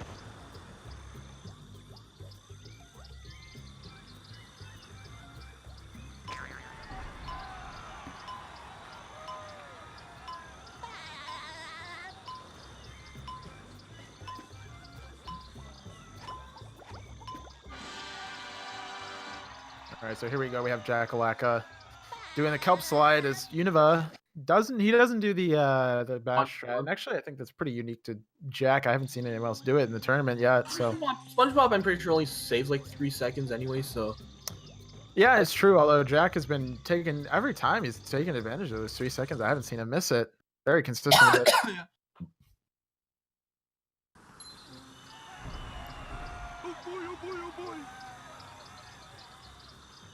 all right, Squid's Dream coming up for Univa. So I think it's crazy. You have to keep in mind really quickly as Univa gets a first try, so this is going to look for good for him. But this whole difference, literally, this is the remnants of what happened in Murmulayer when Jack had some trouble with the funnel machines. Yep. So that's how crazy tight this race is that just missing that, not even a major mistake, just missing the funnel machines is what's had him behind right now, and it's looking like Univa's going to take it. He has a really good Squid's Dream. Is he going to close it out? He does. That was pretty dang clean.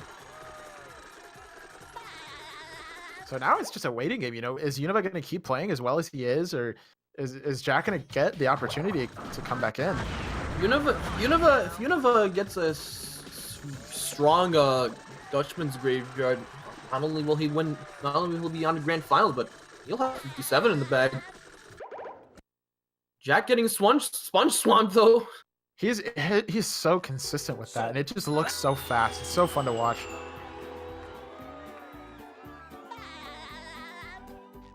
All right, here we go. We've got both Univa and Jackalacka. Jack is going to go do Squid's Dream here, so we'll see how that goes for him. Univa is going to enter the Dutchman's Graveyard. And I'm not going to lie, I was kind of scared that he hit soft lock. I always get scared in these kinds of like high pressure races where someone's gonna soft block trying to enter Graveyard. What we haven't seen yet, a blue screen, and I hope that doesn't happen. I hope we don't see a blue screen. That would be actually awful. Very good setup there from Jack, as he's gonna be looking at another. Getting it close as always. I actually think out of all of his setups, that was the most safe. So maybe that's a bad sign. Maybe that means it was sus, but. I think he's doing okay here. His Univa is still looking fantastic. Univa just having a really good run overall. Yeah, I mean, and this is what we were talking about earlier. At this point, it's looking like Univa's he's going off with it.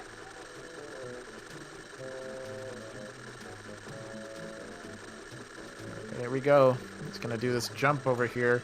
I have noticed that neither of them has opted to like manip the AI, except actually Univa just went for it right there, so good stuff from him. But in the last 2 races I've seen, they haven't really gone for that, but maybe that's why he went for this time, because they've had some trouble dealing with it in the past. So, all right, here we go. So both runners entering Graveyard. Univa about to head into Boat Bashes. Jack is right on his heels at the entrance to Graveyard. Univa is currently 21 seconds ahead of his PB. Jack having some problems with He just needs to take a second just to focus it. Yeah, pole boost is very finicky. All right, there he goes. All right, so here we go. We got, oh yeah, good on Jack there, recognizing that was not a good setup. Very good on Jack, because he would have had to reload. He would have had to get his cruise boost back, and he's still going to make the cycle for the sock. So really good stuff there from Jack. Looking to go for boat bash. He does. He gets a double jump. He gets it. Gets on the ledge. All Looking right. good. Is he going to go for the animation? He does. He's Oh, going to fall no. off. Oh no! You know what? Oh I think no. that probably just killed a PB. I definitely did. Dang. Unfortunate there, but that's going to give Jack a chance to catch up too. Yeah, unfortunately for Univa, and I'm sure he's going to be kicking himself for that one. Had a really good run up to this point, and now it's probably Almost flawless, yeah. Yeah, definitely dead after that, I think. 54. So he's even with his PB now. Dang, that lost Yeah. not much time. Shoot. Might still be able to pull out a PB here, but he'd have to play really well. Yeah, we'd have to see some gold level play here from Univa, which is not out of the question. He's been playing really well up to that point, so nevertheless, if he gives an opening, Jack is not far behind. He's about to do boat bash too after he gets this spatula here, the shipwreck bungee.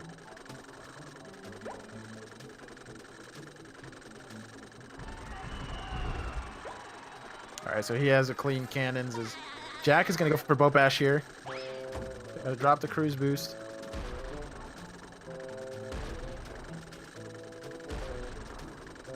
Unfortunate that the 57 died right there, because he was looking insanely good after that point, and Jack good on him for recognizing that he was just not going to get it.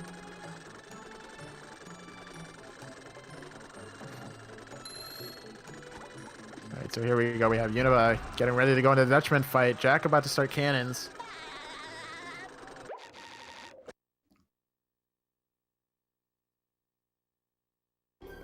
Univa gonna go into a Dutchman skip.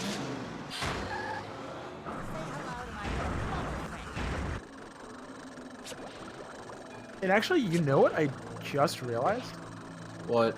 And this sucks for Univa. So he unlocked the box. Yeah, he could have just jumped He into could it. have just jumped in the box. It wouldn't have lost that much time. 57 still would have been. Oh my god. And that again, that's the product. I'm sure that's the product of this environment. Is like, there's so much pressure on him right now. 37. All right, so he's even with his PB now, like barely. I mean, even nonetheless, this is still hugely impressive. This man is tied with his PB in a huge stakes race right now against one of the most consistent of the players. tournament so far. And he's on PB pace. And it has been for the entire until the last 5 minutes of the run. He's been on PB pace. And even now he's that's insane. All right, meanwhile, Jack right on, he's coming up too. He's right on the Dutchman fight. We'll see, can Univa close this out? Will he go for fast brain to try to clutch out something like a PB? Or will he just take the race to win? Oh, gets a double jump, okay. 57. Really closer for Univa. So he's still on pace by 2 seconds.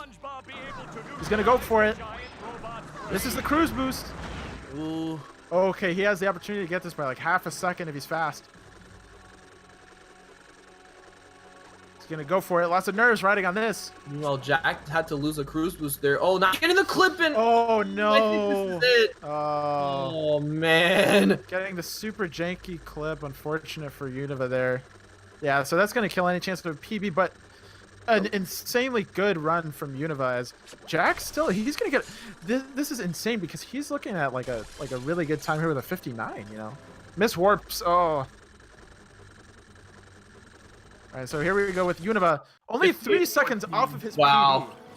PB. I think that might have been that had to be the best time in the tournament so far. For Dang. sure. Univa is going to move on to the grand finals. Yellow. Dude, oh my goodness. Wow. He won. All right, we're gonna finish this up here as Jack is heading into the brain. We've got him heading into the first fight here, first phase. We'll see if he ends up getting a good Robo Sponge skip. Here it comes. Let's look ahead. Of course, this is not the end for Jack. He's still gonna be in the losers bracket and take on whoever whoever wins Pixel against Tower / Ringo. So look out for him. He's gonna give those guys some trouble for sure. Yeah, I mean, Jack is still on a really good pace right now. It's still going to be really good time, so I would not want to be the guys in the losers bracket. Yeah, All right, so first try. He'll definitely probably go for. I'm sure he'll be going for fast brain here. Will SpongeBob be able to Oh, yeah, there he neutralize goes. the giant robot's Oh, missing brain? the Does it? All right, got the cruise boost. All right, good setup there. Might be a little short. No. Nah, he's got it. There we go. We're seeing a good. He's got a clip in. Gets it. Got the clip. It's probably high 59. Hey guys, how's it going?